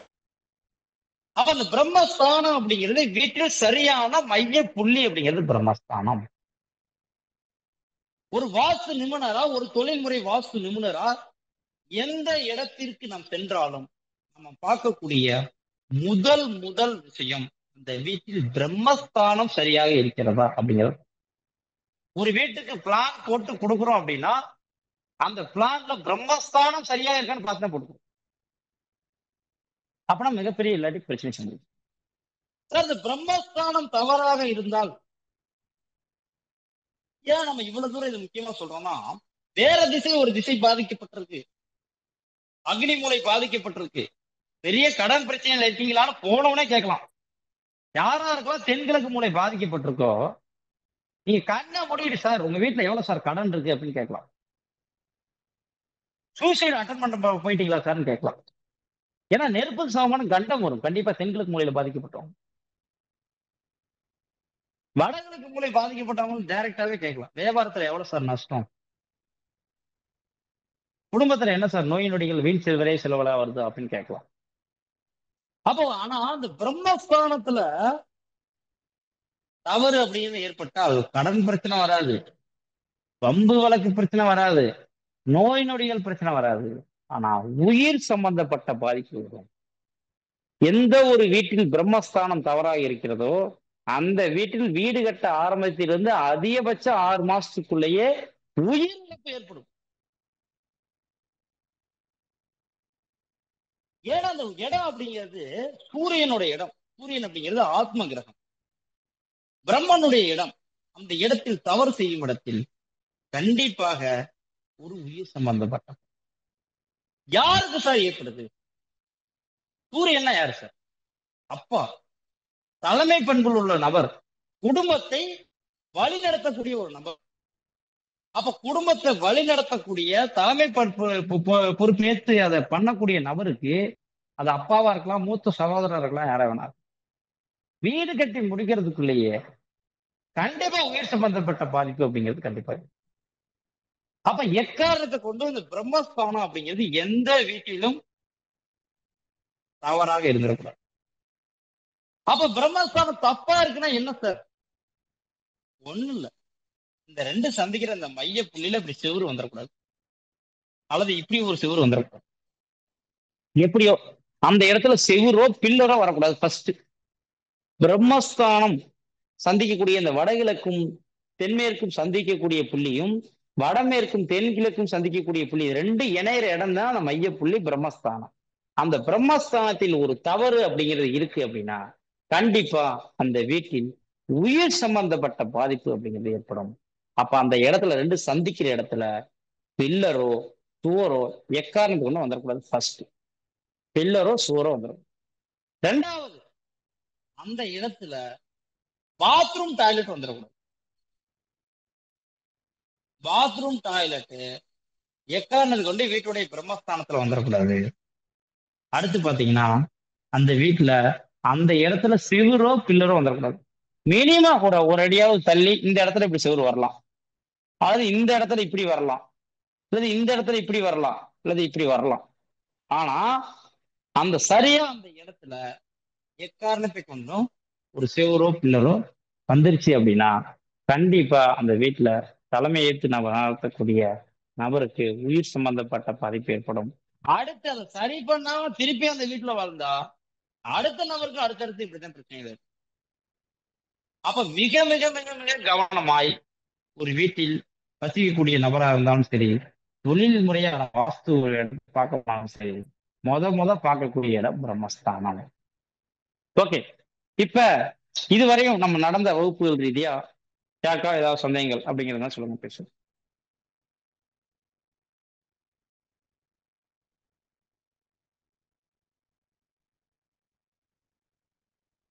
ஹலோ சார் சொல்லுங்க சார். வணக்கம் சார், கேக்குதுங்களா? கேக்குது சார், கேக்குது சார், பேசுங்க. இது வரைக்கும் நான் லைஃப்ல ஃபர்ஸ்ட் டைம் உங்க இதை கேட்டு நான் இவ்வளவு ஒரு சந்தோஷம். எனக்கு இப்பதான் அக்னி மூலை எது, குபேர மூலை எதுன்னு தெரிஞ்சுக்கிட்டேன். இதுல நான் பார்த்ததுல எனக்கு ஓகே மிக சார். மிக எனக்கு சந்தோஷம். எனக்கு ஓகே அதே சார். போல இந்த டவுட் ஏதாவது இறந்தவர்களுடைய இருக்கா சார்? டவுட்ல ஒண்ணும் இல்லைங்க சார். ஓகே முன்னோர்களுடைய சார். படத்தை எந்த திசையில வைக்கலாம் சார்? எப்பயுமே இறந்தவர்களின் புகைப்படத்தை செவுத்துல மாற்றப்ப சார், தெற்கு நோக்கியும் மேற்கு நோக்கியும் இறந்தவர்களின் புகைப்படத்தை மாட்டணும், வடக்கு நோக்கியும் கிழக்கு நோக்கியும் உயிரோடு இருக்கிறவங்க புகைப்படத்தை வைக்கணும். எப்பயுமே உயிரோடு இருக்கிறவங்க படத்தை தெற்கு நோக்கியும் மேற்கு நோக்கியும் மாட்டிடக்கூடாது. நான் ஓகே தெற்கு சார். பார்த்து தான் மாட்டியிருக்கேன். அது இருக்கக்கூடாது. உயிரோட இருந்தா தெற்கு நோக்கி நான் மாட்டக்கூடாது. இறந்தவர்களின் புகைப்படத்தை தெற்கு நோக்கி மாட்டணும். இல்ல, இறந்தவங்க படம் தான் தெற்கு நோக்கி தான் மாட்டியிருக்கேன். இறந்தவர்கள் தெற்கு நோக்கி தான் மாற்றணும் சார், மேற்கு நோக்கி தான் மாற்றணும். ஓகே, ரொம்ப நன்றிங்க சார், ரொம்ப ஓகே, நன்றி, நன்றி சார், நன்றி. மிக்க சந்தோஷம். ஓகே, இதுவரையும் நடந்த வகுப்புகள் ரீதியா சந்தேகம் இருக்கிறவங்க? இல்ல, எனக்கு இது இந்த இதுல நான் ஃபர்ஸ்ட் நான் தெரிஞ்சுக்கிட்டதுல நான் சந்தோஷம் எனக்கு. Okay sir, okay. அடுத்து வாங்க, அடுத்து வாங்க. நன்றி சார், அடுத்து வாங்க. ஐயா வணக்கங்க ஐயா. வணக்கம் சார், வணக்கம். கமலேசன் தர்மபுரியில பேசுறேன். இந்த காம்பவுண்ட் வணக்கம். போட சொல்ல சொன்னீங்க, ஆமா சார். அது எப்படிங்க வாஸ்து முறையில் பார்த்துதான் காம்பவுண்ட் போடணுமா? சார் நம்மளோட இடத்துக்கு காம்பவுண்ட் வால் கட்டிக்கணும் சார். வீட்டை வாஸ்து முறைப்படி ஓகே கட்டணும் சார். வீட்டுக்கும் ஓகே காம்பவுண்ட் ஓகே வாலுக்கும் இடைப்பட்ட பகுதி, காம்பவுண்ட் வால் இல்லாமல் வீடு கட்டக்கூடாது. ஆனா வீட்டை சுத்தி வர ஸ்பேஸ் இருக்க மாதிரி கட்டணும். இல்லைங்க, நான் எனக்கு என்ன காம்பவுண்ட் போறதுக்கு மனையடி சாஸ்திரம் அந்த அளவு வச்சு தான் போடணுமான்னு கேட்குறேன். இல்லை நம்ம எவ்வளவு நாள் போட்டுக்கலாமா? இல்ல இல்ல சார், இல்ல சார், அதெல்லாம் பிரச்சனை இல்லை சார். நம்ம இடத்துக்கு தான் போட முடியும் சார். அதெல்லாம் பிரச்சனை இல்லை. மனைவி சாஸ்திரத்துக்கு போட ஓகே தேவை. ஓகே ஓகே ஓகே ஓகே சரி. நான் யாருமே தப்பா எடுத்துக்க வேணாம். நம்ம நடத்தாத சப்ஜெக்ட் வந்து கேள்வி கேட்காது. எல்லாரும் நடத்தின சப்ஜெக்ட் வந்து கேள்வி கேட்டீங்கன்னா தான் கரெக்டா இருக்கும். ஓகே, ஐயா, கன்னி இதுவரை நடந்த மூலையிலையும் விஷயங்கள் ஹலோ கேளுங்க. கன்னி சொல்லுங்க மூலையிலையும் சார். அக்னி மூலையிலையும் புலி இருந்தா என்னங்க? ஏதாச்சும் ஒரு புலி மாதிரி மலை சார் அதாவது மலை ஒரே மீது ஒரு விஷயம், ஒரே ஒரு விஷயம் மட்டும் நான் சொல்லிடுறேன், திருப்பி சொல்லிடுறேன், யாரும் தவறா எடுத்துக்கோனா. நம்ம வகுப்புல இப்ப நம்ம ஒரு மணி நேரம் கிட்டத்தட்ட பார்த்துருக்கோம். நடந்த விஷயங்கள்ல மட்டும் கேளுங்க. நடத்தாத விஷயங்கள் அதுதான் அப்படிங்கிற சார், சப்ஜெக்ட் போறோம் அப்படின்னா அதுதான் சரியா இருக்கும். ஓகே அதுலதான் ஓகே, சார். நடந்த இப்ப விஷயங்கள்ல அந்த மட்டும் வாங்க. நம்ம கன்னி மூலையில குழி இருந்தா என்ன மாதிரி பலன்? அதான் சார், கன்னிமொழியில குழியை பத்தி நம்ம பேசவே இல்லை சார். நம்ம நடத்தின விஷயங்கள்ல மட்டும் கேளுங்கன்னு சொல்றோம். சரி சரி. ஓகே, எந்த மூலையிலும் ஃபர்ஸ்ட் குழி இருக்க கூடாது, அவ்வளவுதான். அடுத்தது கன்னி மூலையும் கிடையாது, எந்த மூலையிலுமே குழி இருக்கக்கூடாது சார். ஃபர்ஸ்ட் வாஸ்து ரீதியாவே. ஹலோ சார் சொல்லுங்க ஹலோ சார். வணக்கம் சார், கேக்குதுங்களா? சார். வணக்கம். கேக்குது சார், பேசுங்க சார். இப்போ ஃபிளாட் ஃபுல்லா வீடாவே கட்டிட்டேன் சார், காம்பவுண்டே இல்லாம. அதான் சார், அப்படி கட்டக்கூடாதுன்னு இப்ப இவ்வளவு நேரம் பார்த்துட்டு இருக்கோம் சார். ஓ, ஒரு இடத்துல எல்லாம் ஃபுல்லாவே வீடு கட்டிட்டா எப்படி இருக்கும்? இல்ல இப்ப ஆல்ரெடி வாங்கி இருக்கிறது அந்த மாதிரி இருக்குதுன்னு வச்சுங்க, அதுக்கு என்ன அது சார் தவறு பண்ணலாம்? சார், அது தவறா, கண்டிப்பா தவறு தான். பில்டிங்கே தவறு தான். அதாவது ஒரு விஷயத்த நம்ம எப்பயுமே ஒரு ம் விஷயத்த நம்ம தெரிஞ்சுக்கணும் சார். ஒரு ம் தப்பு பண்ணிட்டோம் அப்படின்னா இந்த தப்புக்குரிய பலனை நம்ம தான் அனுபவிக்கணும். புரியுதுங்களா சார்? புரியுது என்ன புரியுது. அப்படின்னா அதே மாதிரி இந்த வாஸ்து அப்படிங்கிறத வாஸ்து ரீதியா தான் சரி செய்யணும். இப்ப ம் ம் வீடுங்கிறது ஒண்ணு எக்ஸஸா கட்டிட்டோம், அப்ப அதை இடிச்சு ம் சரி பண்ணணும். அளவு கம்மியா இருக்கு, கொஞ்சம் கட்டி சரி செய்யலாம். ஓகேங்களா சார்? ஆனா புரியுது புரியுது. இந்த வாஸ்துவே வாஸ்து ரீதியா சரி செஞ்சா நம்ம கண்டிப்பா 100% பலன் தரும். சரியான ம் விஷயம். ம் அதை விட்டுட்டு நம்ம ஏதோ இப்படி தப்பு பண்ணிட்டோங்கிறதுக்காக காப்பர் கம்பி வாங்கி புதைக்கிறது, 4 மூலையில அமாவாசை அன்னைக்கு நைட்டு யாகம் பண்ணி பூசணிக்காயை போய் பறிச்சு வைக்கிறது, எலுமிச்சம்பழத்தை அப்படியே தையில போய் எரியறது, இதெல்லாம் வந்து வாஸ்துல 1% கூட பலனை கொடுக்காது. வாஸ்து அப்படிங்கிறது எக்காரணத்தை கொண்டு பரிகாரம் செய்து அதை சரி பண்ணவே முடியாது. தவறுகளை இடிச்சு சரி பண்ணணும் அல்லது கட்டி சரி பண்ணணும், அவ்வளவுதான். ஓகே, புரியுது. சார் சரிங்க. சார் உங்களுக்கு வணக்கம் சார். சந்தேகங்கள் இருந்தா சொல்லுங்க, பேசலாம். இல்லாட்டி அடுத்த சப்ஜெக்ட் போலாம். Okay. சார் வணக்கம் சார். ஹலோ சார் வணக்கம் சார், வணக்கம். வணக்கம். ஒவ்வொருத்தவங்களும் பேசுங்க சார். ஓகே சார், நான் வந்து சண்முகம் பேசுறேன் சார், நாகப்பட்டினத்துலேருந்து பேசுறேன் சார். வணக்கம் சார், சார், வணக்கம். நவக்கிரகங்களை வந்து போட்டு இப்ப வந்து 4 மூலைக்கும் வந்து நீங்க சொல்லியிருக்கீங்க சார்.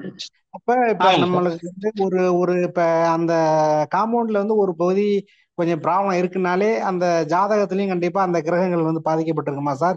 இல்ல அந்த கிரகங்கள் அப்படி சொல்ல வரல, பாதிக்கப்பட்டிருக்கிறது அப்படி சொல்ல வரல. ஒரே ஒரு விஷயம், அதான் புரியுது சார். அப்படி நான் சொல்ல வரல. நான் என்ன சொல்றேன்னா சார், இப்போ உங்களுடைய இடம், எக்ஸாம்பிள் சொல்றேன், அக்னி மூலையில ஏதோ தப்பு பண்ணிட்டீங்கன்னு வச்சு. அக்னி மூலையில தப்பு பண்ணிட்டீங்க, வீட்டுல அக்னி மூலையில பிரச்சனை, தப்பு பண்ணிட்டீங்க. அப்ப அக்னி மூலையில தப்பு பண்ணிட்டா, ஒருவேளை உங்க ஜாதகத்துல அக்னி மூலைங்கிறது தென்கிழக்கு மூலை, அந்த தென்கிழக்கு மூலையோட நவகிரக அதிபதி சந்திரன். உங்க ஜாதகத்துல சந்திரன் நல்லா இருக்குன்னு வச்சுக்கோங்க, சூப்பரா இருக்கு, சந்திரன் அப்படிங்கிற கிரகம் உங்க ஜாதகத்துல நல்லா இருக்கு. அப்ப உங்களுக்கு பிரச்சனை வராதுன்னு நான் சொல்றேன், வேற ஒண்ணும் இல்லை. ஒருவேளை அக்னி மூலையில நீங்க தப்பு பண்ணி ஜாதகத்திலே சந்திரன் கெட்டு இருந்தால், கெட்டு இருக்கும்னு நான் சொல்ல, கெட்டு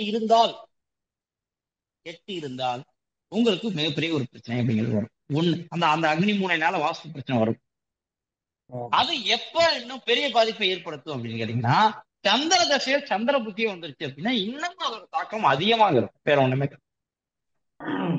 புரியுதுங்களா இல்லைங்களா சார்? புரியுதுங்களா சார்? புரியுதுங்க சார். ஓகே ஓகே, நன்றி நன்றி நன்றி. வேற யாராவது வாங்க சார். வினோத் பேசுறேன் சார். வணக்கம் வணக்கம் சார், சொல்லுங்க சார். பிரம்மஸ்தானத்துல ஓகே சுவர் இருக்குது, அதை ஓகே லிண்டுக்கு சார். கீழே கட் பண்ணிக்கலாமா சார்? இல்ல இது சூப்பரா கட் பண்ணிக்கலாம். நான் என்ன சொல்றேன், கீழ இருந்து செவரோட மேலதான் வரக்கூடாது. 7 அடி மட்டத்துக்கு மேல இருக்கத்தானே செய்யும், மேல மோல்டு கூட 10 அடி மட்டத்துல இருக்கத்தானே செய்யும். அது பிரச்சனை கிடையாது. சரி. கீழே கிரவுண்ட்ல கீழே செவர் இருக்கக்கூடாது. இருக்கக்கூடாது சார், அவ்வளவு கிரவுண்ட்ல இருக்கக்கூடாது, அவ்வளவு சார். Okay, okay. ஒண்ணும் இல்ல சார், நம்ம தொப்புள் பகுதி, அதுல சின்னதா ஒரு ஊசி எடுத்து குத்துங்க, உயிர் போயிடும் சார். வேற இடத்துல ஒரு அருவா வச்சு கூட விட்டுங்க, உயிர் போகாது. தொப்புள்ள ஒரு சின்னதா ஒரு ஊசி எடுத்து குத்துங்க, உயிரே போயிடும். அவ்வளவுதான், அதான் பிரம்மஸ்தானத்தோட நீதி. சரி சார், சரி சார். Okay, thanks. ஓகே, நன்றி நன்றி. ஓகே, வேற யாருக்காவது சந்தேகம் இருந்தா பேசுங்க, இல்லாட்டி அடுத்த சப்ஜெக்ட் போயிடலாம். வணக்கம் சார், வணக்கம். திருப்பூர்ல ராஜேந்திரன் பேசுறேன் ராஜேந்திரன் சார் பேசுங்க. சார். இப்ப நம்ம காம்பவுண்ட் சுவர் கட்டி தான் வீடு கட்டணும்னு சொல்றீங்க. இப்ப ஆமா நம்ம சார். ஊருக்குள்ள இருக்கிற நம்ம ஊருக்குள்ள பக்கத்து பொதுச்சோறு இந்த மாதிரி எல்லாம் இருக்கு இடம். சார், நம்ம அதை அதாவது வந்து பொது செவுரே இருந்தாலும், பொது செவுரு இருந்தாலும், இப்ப இந்த இடத்துல இடமும் பொது கம்மியா இது இருக்கு. வந்து, அதான் சார் ஒரே ஒரு விஷயம், இடம் கம்மியா இருக்குன்றதுக்காக வாஸ்து ரீதியா நம்ம தப்பு செய்யக்கூடாது சார். நம்மள்ட்ட வந்து 150 ரூபா பணம் இருக்குன்னா நம்ம 150 ரூபாய்க்குள்ளதான் நம்ம செலவு செய்யணும் எப்பயுமே. நம்ம 150 ரூபா இருக்குன்னு சொல்லிட்டு 200 ரூபா செலவு செஞ்சோம்னா 50 ரூபா கடன்ல தான் வரும். ஒண்ணு கடனை ஏத்துக்கணும், இல்லாட்டி செலவு கம்மியா செய்யறதை ஏத்துக்கணும். செலவும் அதிகமா செய்வோம், கடனும் வரக்கூடாதுன்னா எப்படி சார்? அப்ப என்ன அர்த்தம்? வாஸ்து ரீதியா தப்பு செஞ்சா அதுக்குரிய பலனை நம்ம ஏத்துக்கணும்,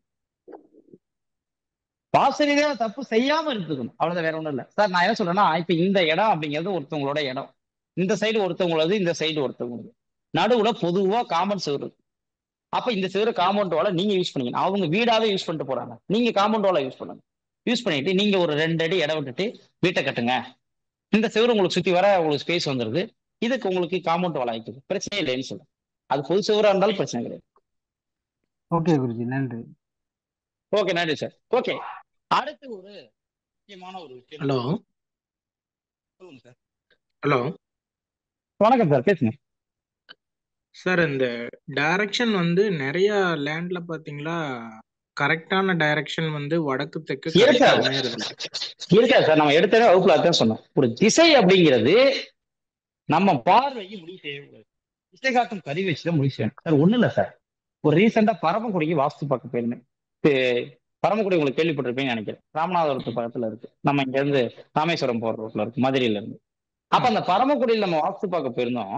இப்பதான் இப்போ ஒரு போன வாரம் அவங்க தெற்கு திசைன்னு நோக்கி கட்டிட்டாங்க அந்த வீட்டை. தெற்கு திசைனே நினைச்சு கட்டிட்டாங்க. பார்த்தா பார்வைக்கு ரோட் பேஸ்டு சூப்பரா அப்படியே இருக்கு. வீட்டெல்லாம் கட்டிட்டாங்க.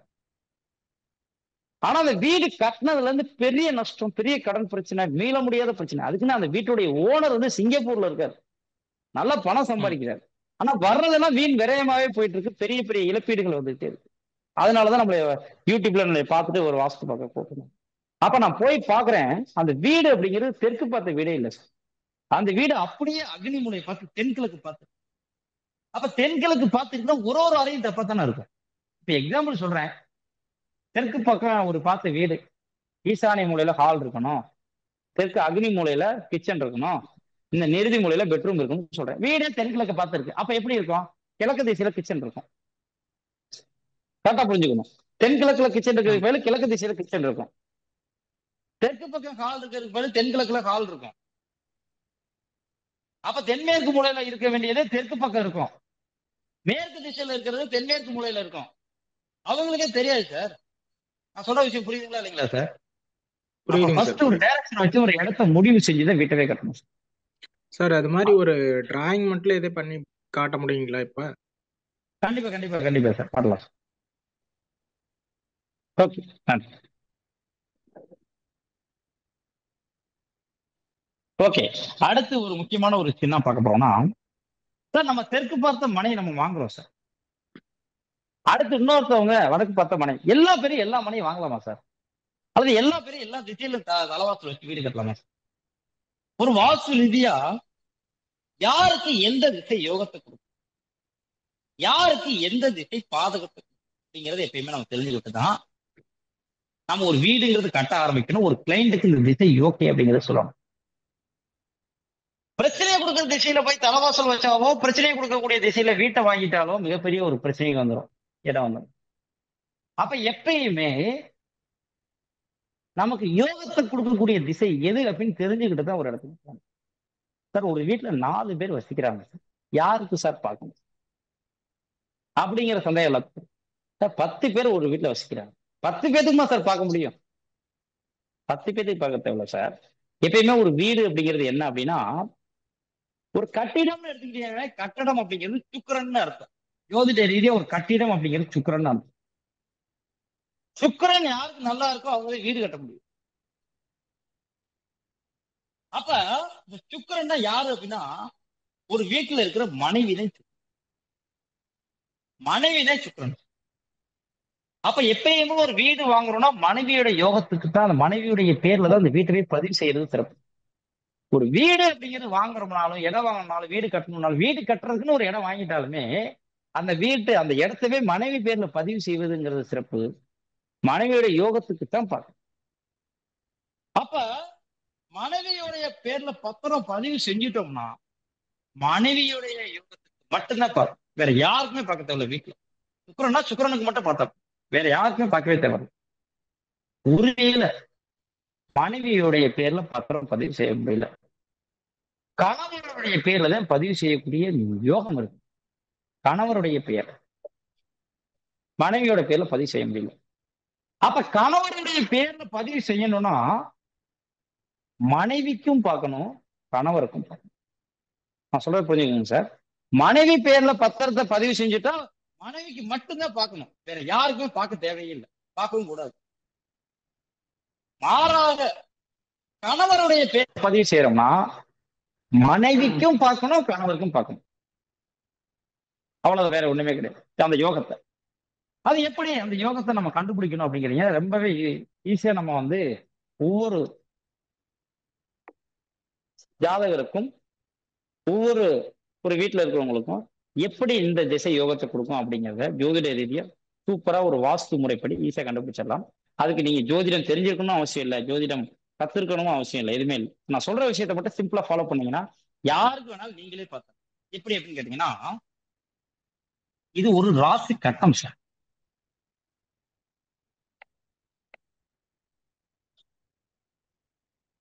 இது ஒரு ராசி கட்டம்.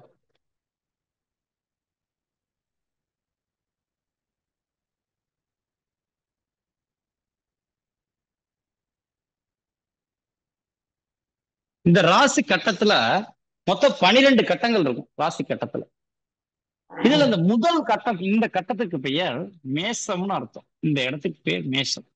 இந்த இடத்துக்கு பேர் ரிஷபம்னு அர்த்தம். இந்த இடத்துக்கு பேர் மிதுனம்னு அர்த்தம். சார் கொஞ்சம் எல்லாரும் மீட் பண்ணிக்கோங்க, பேசுறப்ப மட்டும் அட்மிட் பண்ணுங்க, எல்லா பேரும் மீட் பண்ணுங்க. இந்த இடத்துக்கு பெயர் கடகம் அர்த்தம். இந்த ராசி கட்டத்துக்கு பேர் சிம்மம் அர்த்தம். இது கன்னி, இது துலாம், இது விருச்சகம், இது தனுசு, இது மகரம், இது கும்பம், இது மீனம். இப்படி மொத்தம் 12 ராசிகள் மொத்தம் இருக்கு. ஜோதிடம் படிச்சவங்க எல்லா பேத்துக்கும் தெரியும். இருந்தாலும் படிச்சவங்க படிக்காதவங்க எல்லாத்துக்காக நம்ம சில விஷயங்கள் சொல்லணும் சொல்லி. அப்ப இந்த 12 ராசிகள் அப்படிங்கிறது இருக்கு. ஒரு ஒரு ராசிக்கு ஒரு ஒரு திசைகள் அப்படிங்கிறது இருக்கு. என்னன்னு கேட்டீங்கன்னா, இந்த மேச ராசியோட திசை அப்படிங்கிறது கிழக்கு திசை. அதே மாதிரி இந்த ரிஷப ராசியோட திசை அப்படிங்கிறது தெற்கு திசை. மிதுன ராசியோட திசை மேற்கு. கடக ராசியோட திசை வடக்கு. அதே சிம்ம ராசியோட திசை கிழக்கு. கன்னி ராசியோடைய திசை தெற்கு. துலாம் ராசியோடைய திசை மேற்கு. விருச்சக ராசியோடைய திசை வடக்கு. அதே தனுசு ராசியோடைய திசை கிழக்கு. மகர ராசியோடைய திசை அப்படிங்கிறது தெற்கு. கும்பராசியோடைய திசை மேற்கு. மீன ராசியோடைய திசை வடக்கு. இப்படி ஒரு ஒரு ராசிக்கும் ஒரு ஒரு திசை அப்படின்னு. அடுத்த ஒரு முக்கியமான ஒரு விஷயம் என்னன்னு பாத்தீங்கன்னா, இந்த ராசிகள் ஒரு ஒரு ராசிக்கும் ஒரு ஒரு கிரகம் அதிபதியாக இருந்து செயல்படுகிறது. அதிபதினா என்ன? ஒண்ணும் இல்ல, மொத்த கிரகம் சூரியன், சந்திரன், செவ்வாய், புதன், குரு, சுக்கிரன், சனி, ராகு, கேது என்று சொல்லக்கூடிய இந்த 9 கிரகங்களும் ஒரு ஒரு இடத்திற்கு ஒரு ஒரு கிரகங்களும் ஓனரா இருந்து தன்னோட சொந்த வீடாக இருந்து. எந்த இடம்னு பாத்தீங்கன்னா, இந்த சிம்மம் யாருடைய வீடு அப்படின்னா சூரியனுடைய வீடு. சிம்மத்தோட அதிபதி சூரியன். அதே போல கடகத்துடைய அதிபதி சந்திரன். மிதுனத்திற்கும் கன்னிக்கும் அதிபதி புதன்.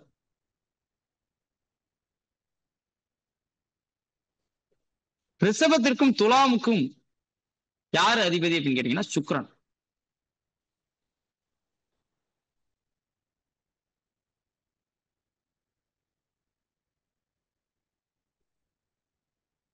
மேஷத்திற்கும் விருச்சகத்திற்கும் செவ்வாய்.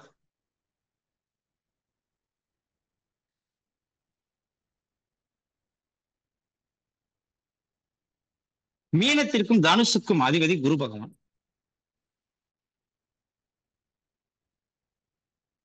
கும்பத்திற்கும் மகரத்திற்கும் அதிபதி சனி பகவான். இப்படி ஒரு ஒரு கிரகத்திற்கும் ஒரு ஒரு ராசிக்கும் ஒரு ஒரு கிரகங்கள் தன்னுடைய சொந்த வீடாக இருந்து ஜோதிட ரீதியாக செயல்படுகிறது. அடுத்து பாத்தீங்கன்னா, இந்த 12 ராசிகளையும் நம்ம 3 விதமா பிரிக்கிறோம். எப்படி அப்படின்னு கேட்டீங்கன்னா, சரம், பிரம், உபயம் அப்படின்னு சொல்லிட்டு 3 வகை இருக்கு. அதுல இந்த மேசராசி அப்படிங்கிற ராசி சரராசி. ரிஷப ராசி ஸ்திர ராசி. மிதுன ராசி உபய ராசி. அதே கடக ராசி அப்படிங்கிற ராசி சரராசி. சார் கொஞ்சம் மீட் பண்ணுங்க எல்லாரும். ஸ்திர ராசி. கன்னி ராசி உபய ராசி. மகேந்திரன் சார் கொஞ்சம் மீட் பண்ணுங்க சார். அடுத்து துலாம் அப்படிங்கிறது சரராசி. விருச்சகம் அப்படிங்கிறது ஸ்திர ராசி. தனுசு அப்படிங்கிறது உபயராசி. சார் மகரம் அப்படிங்கிறது சரராசி. கும்பம் அப்படிங்கிறது ஸ்திர ராசி. மீனம் அப்படிங்கிறது உபயராசி. அப்படி ஒரு ஒரு ராசியிலையும் சரம், பிறம், உபயம் பிரிக்கிறோம். அப்ப இந்த சரராசின்னு சொல்லக்கூடிய மேச ராசி, கடக ராசி, துலாம் ராசி, மகர ராசி, இந்த 4 ராசிகளும் சரராசிகள் அப்படின்னு சொல்றோம். அப்ப இந்த சரராசிகள்னு சொல்லக்கூடிய இந்த 4 ராசிகளுக்கும் 11ஆம் இடம் பாதகம் செய்யக்கூடிய இடம், கெடுதல் செய்யக்கூடிய இடம். அப்ப இந்த ஸ்திர ராசின்னு சொல்லக்கூடிய ரிஷப ராசி, சிம்ம ராசி, விருச்சக ராசி, கும்ப ராசி, இந்த 4 ராசிகளுக்கும் 9வது இடம் பாதகம் செய்யக்கூடிய இடம். உபய ராசிகள் என்று சொல்லக்கூடிய மிதுன ராசி, கன்னி ராசி, தனுசு ராசி, மீன ராசி, இந்த 4 ராசிகளும் இந்த 7ஆம் இடம் அப்படிங்கிறது இந்த 4 ராசிகளுக்கும் பாதகம் செய்யக்கூடிய இடமாக அமையும். சார் இது எப்படி சார் ஜோதிட ரீதியா நம்ம கண்டுபிடிக்கிறது? எந்த கிரகம் எந்த திசை அப்படிங்கிறது நமக்கு ஆகாது, எந்த திசை நல்ல திசை அப்படிங்கிறது எப்படி கண்டுபிடிக்கணும்னா, ஃபர்ஸ்ட் ஆகாத திசையை நம்ம கண்டுபிடிக்கணும்னா வேற எதுவுமே கிடையாது. லக்னம் தான் அவங்களுடைய முதல் வீடு. லக்னம் இருக்கிற இடம் அவங்களுடைய முதல் வீடு. ஜோதிட ரீதியா தெரிஞ்சவங்களுக்கு எல்லாத்துக்கும் தெரியணும். ஜோதிடம் அப்படிங்கிறது படிக்காதவங்களுக்கு நான் சொல்றேன். லக்னம் அப்படிங்கிறது எந்த இடத்தில் இருக்கிறதோ அது அவர்களுடைய சொந்த முதல் வீடு அப்படின்னாரு. அதுல இருந்து தான் நம்ம கால்குலேட் பண்ணணும். பொதுவா ஜோதிடத்துல மேசராசி அப்படிங்கிறது முதல் வீடு. ஆனா எக்ஸாம்பிள் கன்னி லக்னமா நீங்க இருக்கீங்க, அப்ப கன்னி லக்னம் தான் உங்களுக்கு முதல் வீடு அப்படின்னு அவங்க ஜாதகத்துல. அப்ப எப்படி ஒருத்தவங்களுக்கு ஆகாத திசையை கண்டுபிடிக்கணும்னா, முதல் பாயிண்ட் பாதக திசை ஆகாது. முதல் பாயிண்ட் பாதக திசை ஆகாது. அப்ப சரராசிக்கு 11ஆம் இடம் ஆகாது, திரராசிக்கு 9ஆம் இடம் பாதகம், உபயத்துக்கு 7ஆம் இடம் பாதகம். சரராசிக்கு 11 பாதகம், ஸ்திரத்திற்கு 9 பாதகம், உபயத்துக்கு 7 பாதகம். அப்ப பாதக திசை அப்படிங்கிறது ஆகாது. 2வது அப்படிங்கிறது பாத்தீங்கன்னா, பாதக ஸ்தானத்துடைய அதிபதி, பாதகஸ்தானம் எது வருதோ அதுக்கு அதிபதி வரல, அந்த அதிபதி எங்க போய் நின்றுருக்காரோ அந்த திசை. முதல்ல பாதக ஸ்தானம் அதோடைய திசை அப்படிங்கிறது ஆகாது.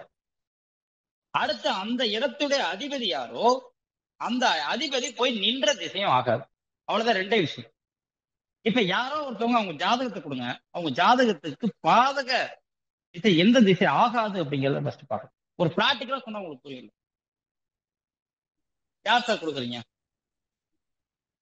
கொடுக்குறவங்க உங்க பேர் சொல்லுங்க. சார் சார் சொல்லுங்க சார். கணேசன் சார். யார் சார்? கணேசன் சார் சொல்லுங்க சார். லக்னம் சொல்லுங்க சார். கணேசன் சார். சார் கடகத்துல சுக்கிரன் லக்னம். லக்னம் வந்து கடக லக்னமா சார்? ஆமா சார். ஓகே, கிரகங்களை சொல்லுங்க சார். அங்க சூனா இருக்கு சார், சுக்கிரன் இருக்கு கடகத்துல. சுக்கிரன். ஓகே. மிதுனத்துல மிதுனம் மிதுனம் மிதுனம் இதான் சார். மிதுனம் சூரியன். ஆமா, சூரியன், குரு குரு. ஓகே. புதன் புதன் புதன். ஓகே ஓகே, அடுத்து சொல்லுங்க சார். அப்புறம் சிம்ம ராசியில. ஓகே. சிம்ம ராசியில செவ்வாய் சனி. ஓகே. செவ்வாய் சனி. ஓகே. கன்னியில ராகு. கன்னியில ராகு. Okay sir. தனுசுல சந்திரன். தனுசுல சந்திரன். ஓகே. மீனத்துல கேது. ஆமா. ஓகே. இப்ப 9 கிரகங்கள் அப்படிங்கிறது சார் சொல்லியிருக்காரு சாருடைய ஜாதகத்துக்கு. இதுல பாத்தீங்கன்னா சார் லக்னம் அப்படிங்கிறது கடக லக்னம் சொல்றோம். அப்ப நம்ம பாதக ஸ்தானத்தை கண்டுபிடிக்கிறதுக்கு நம்ம முதல் பாயிண்ட் என்ன சொன்னோம்னா, பாதக திசை ஆகாது அப்படின்னு சொல்லி. அப்ப பாதக திசைனா எது சார்? லக்னம் கடகம். அப்ப கடக லக்னங்கள் சர லக்னம். அப்ப சர லக்னத்திற்கு 11ஆம் இடம் ஆகாது. முதல் பாயிண்ட். அப்ப கடகம் வாக்குக்கு 11ஆம் இடம் எதுன்னு பார்க்கலாம். இது எது லக்னமோ அதே முதல் வீடுன்னு சொல்லிட்டோம். அப்ப 1 2 3 4 5 6 7 8 9 10 11 இதே 11ஆம் இடம். அப்ப தெற்கு திசை ஆகாது. முதல் பாயிண்ட். தெற்கு சாரோட ஜாதகத்துக்கு தெற்கு திசை ஆகாது. ஃபர்ஸ்ட் பாயிண்ட் கண்டுபிடிச்சிட்டோம். இதே பாதக ஸ்தானத்துடைய திசை அப்படிங்கிறது. 2வது பாதக ஸ்தானத்துடைய அதிபதி யாரோ அவருக்கு பெயர் பாதகாதிபதி. இந்த பாதக திசை ஸ்தானம் இதுதான். இதோட அதிபதி யாரு? சுக்கிரன். சுக்கிரன் இவருதான் பாதகாதிபதியா இருக்காரு. இந்த பாதகாதிபதி எங்க இருக்காரு அப்படின்னு பாத்தீங்கன்னா இந்த லக்னத்திலே இருக்காரு, இங்கேயே இருக்காரு. அப்ப அந்த பாதகாதிபதி நின்ற திசை வடக்கு, வடக்கு திசை ஆகாது. அப்ப தெற்கு மற்றும் வடக்கு திசை ஆகாது. புரியுதுங்களா இல்லைங்களா சார்? கணேசன் சார் புரியுதுங்களா? கொஞ்சம் குழப்பமா இருக்கு சார். இன்னொரு சொல்லுங்க. குழப்பமா இருக்குங்களா? இன்னொரு சொல்லுங்க. ஓகே, இன்னொரு தடவை இன்னொருத்தவங்களோட ஜாதகத்தை பார்த்து சொல்லலாம். இது மித்த பேருக்கு புரியுதுங்களா இல்ல அது குழப்பமா இருக்குங்களா? சார் சொல்லுங்க சார். புரியுது புரியுதுங்க. குழப்பம் தான் சார். கொஞ்சம் சார் குழப்பம் தான். ரமேஷுங்க சார். சொல்லுங்க சார். சொல்லுங்க சார் ரமேஷ் சார் சொல்லுங்க. சார் தனுசு லக்கணங்க சார். இல்ல லக்னத்தை கேட்கல சார். இந்த சப்ஜெக்ட் அப்படிங்கிறது புரியுதுங்களா? அடுத்து பார்க்கலாம். வேற ஒண்ணுமே கிடையாது. இது நான் திருப்பி புரியுதுங்க சார். சொல்றேன், எல்லாரும் இது பண்ணி திருப்பி நான் சொல்றேன், எல்லாரும் இது பண்ணிங்க. நம்ம இன்னொரு ஜாதகத்தையும் பார்க்கலாம், தப்பே கிடையாது. நான் சொன்ன 2 பாயிண்ட்டை மட்டும் நீங்க மனசுல வச்சுக்கோங்க. பாதக ஸ்தானத்தின் திசை ஆகாது. முதல் பாயிண்ட். சார் வணக்கம். பாதக ஸ்தானத்துடைய அதிபதி போய் நின்ன திசை ஆகாது. 2 பாயிண்ட் தான் நான் சொல்லுவேன். அவ்வளவுதான். ஹலோ. பாதக ஸ்தானம் அப்படிங்கிறது திசை ஆகாது. அப்ப நான் சொல்லியிருக்கேன், மேசம், சரராசி, ஸ்திரம், உபயம்னு 3 வகையா பிரிச்சிருக்கோம் எல்லாத்தையும். அப்ப எந்தெந்த ராசிலாம் சரம்னு எழுதியிருக்குமோ அந்த ராசியில இருந்து 11ஆம் இடம் ஆகாது. எந்தெந்த ராசியெல்லாம் ஸ்திரம்னு எழுதியிருக்கோமோ அந்த ராசியில இருந்து 9ஆம் இடம் ஆகாது. எந்தெந்த ராசியெல்லாம் உபயம்னு எழுதியிருக்குமோ அந்த இடத்திலிருந்து 7ஆம் இடம் ஆகாது. ஓகே, இப்ப இதுல பாருங்க, லக்னம் அப்படிங்கிறது கடக லக்னம், அங்க சரம்னு நான் எழுதியிருக்கேன். அப்ப சரம்னு எழுதிட்டா இந்த இடத்தில் இருந்து வரக்கூடிய 11ஆம் இடம் நமக்கு பாதக ஸ்தானம், ஆகாத ஸ்தானம்னு அர்த்தம். ஒரு விஷயத்தை தெளிவா புரிஞ்சுக்கணும்.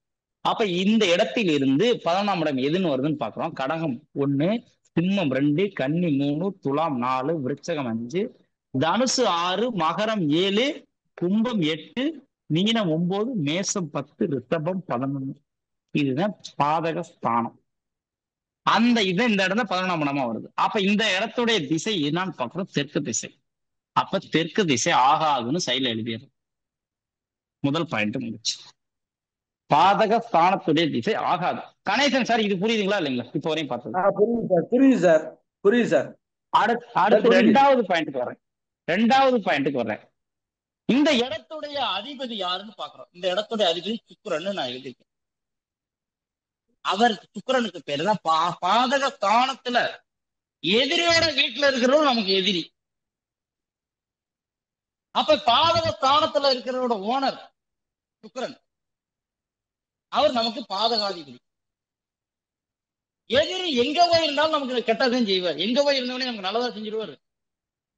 அப்ப இந்த இடத்துல இருக்கிற சுக்கிரன் நமக்கு பாதகாதிபதி. அப்ப அந்த பாதகாதிபதி எங்க போய் நின்றுருக்காரோ அந்த திசை ஆகாது. அப்ப பாதகாதிபதி சுக்கிரன் எங்க இருக்காருன்னா கடகத்துல இருக்காரு. கடகத்துடைய திசை வடக்கு. அப்ப வடக்கு திசை ஆகாது. புரியுதுங்களா இல்லைங்களா சார்? ஓகே, புரியுது சார். ஓகே, வேற யாராவது குழப்பற மாதிரி இருக்குன்னு சொன்னீங்க, அவங்களுக்கு புரியுதுங்களா சார்? ஒரு கொஸ்டின் சார். புரியுதுங்களான்னு சொல்லுங்க சார். புரியுது சார், புரியுது சார். ஓகே சார் சொல்லுங்க சார். கேள்வி சொல்லுங்க. கணேசன் பேசுறேன் சார். என்ன சார்? கணேசன் பேசுறேன் சார். சார் தெற்கு ஆகாது, வடக்கு ஆகாது, திசைகள் ஆகாதா, திசையில வீடு கிடைக்கூடாதா? புரியல சார். வடக்கு திசையில இருக்கக்கூடாது சார். அந்த வடக்கு மற்றும் தெற்கு பார்த்த வீட்டுல தலைவாசல் வைக்க கூடாது. வடக்கு மற்றும் தெற்கு பார்த்த மனை வாங்கக்கூடாது. உங்களுடைய யோகத்துக்கு. சரிங்க அவ்வளவுதான் சார். சொல்லுங்க சார். வெங்கட் சார் சொல்லுங்க சார். எதை சொல்லுவாங்க? இது வந்து இப்ப ராசி பார்க்கணுமா லக்னத்துக்கு பார்க்கணுமா சார்? இது லக்னம் தான் பார்க்கணும்னு சொல்லியிருக்கேன் சார். லக்னம் தானே முதல் வீடு. இல்ல முதல் வீடு நான் எடுத்தவனே லக்னம் தானே சொன்னேன்.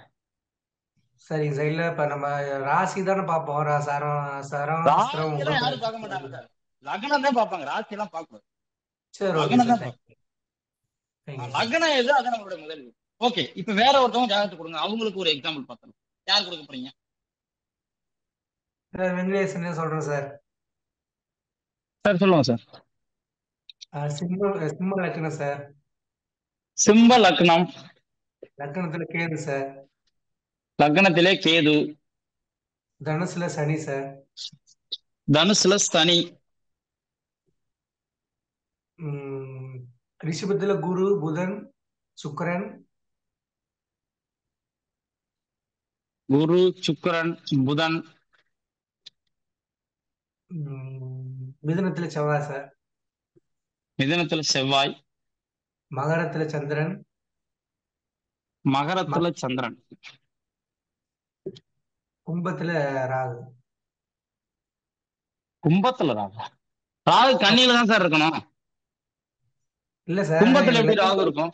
கும்பத்திலே கேது இருக்கு சார், லக்கணத்துல கேது இருக்கு சார். லக்கணத்துல கேதுன்னா மீனத்துல எப்படி சார் கேது வரும்? மீனத்துல இருக்கு சார், லக்கணத்துல கும்பத்துல இருக்கு சார்.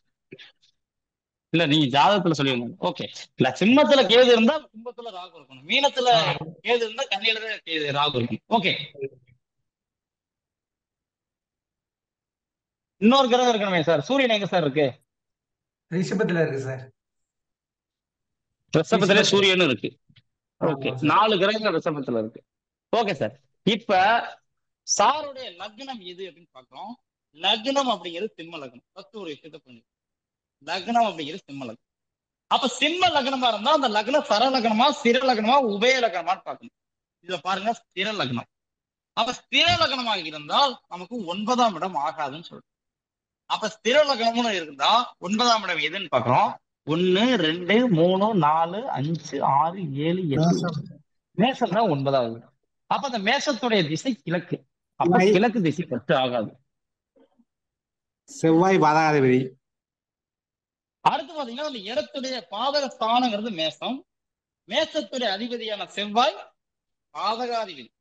பாதக ஸ்தானத்துடைய அதிபதி பாதகாதிபதி. அப்ப இந்த இடத்துல செவ்வாய் பாதகாதிபதி. செவ்வாய் எங்க இருக்காருன்னு பாக்குறோம். செவ்வாய் மிதுனத்துல இருக்காரு. மிதுனத்துடைய திசை அப்படிங்கிறது மேற்கு. அப்ப கிழக்கு மற்றும் மேற்கு திசை ஆகாத திசைகள். புரியுதுங்களா இல்லைங்களா சார் வெங்கட் சார்? புரியுது சார், இப்ப புரியுது சார். ஓகே, இப்ப நம்ம பாதக ஸ்தானத்துடைய திசை கண்டுபிடிச்சதுல யாருக்காவது சந்தேகம் இருக்குங்களா சார்? இன்னொரு டவுட் உங்கள்கிட்ட கேட்கலாமா? சொல்லுங்க சார். இப்ப வந்து சார், இப்ப ஜாதக ரீதியா ஜோதிட ரீதியா பார்க்கும்போது சார், இப்ப வந்து நின்ற நட்சத்திரத்தினுடைய சாரநாதனுடைய அதிபதி பார்க்கணும். அதெல்லாம் நீங்க பார்க்க தேவையில்ல சார். அதெல்லாம் நீங்க கன்ஃபியூஸே பண்ணிக்க தேவையில்ல. ஒரு திசை பாதக ஸ்தானத்துடைய திசை ஆகாது.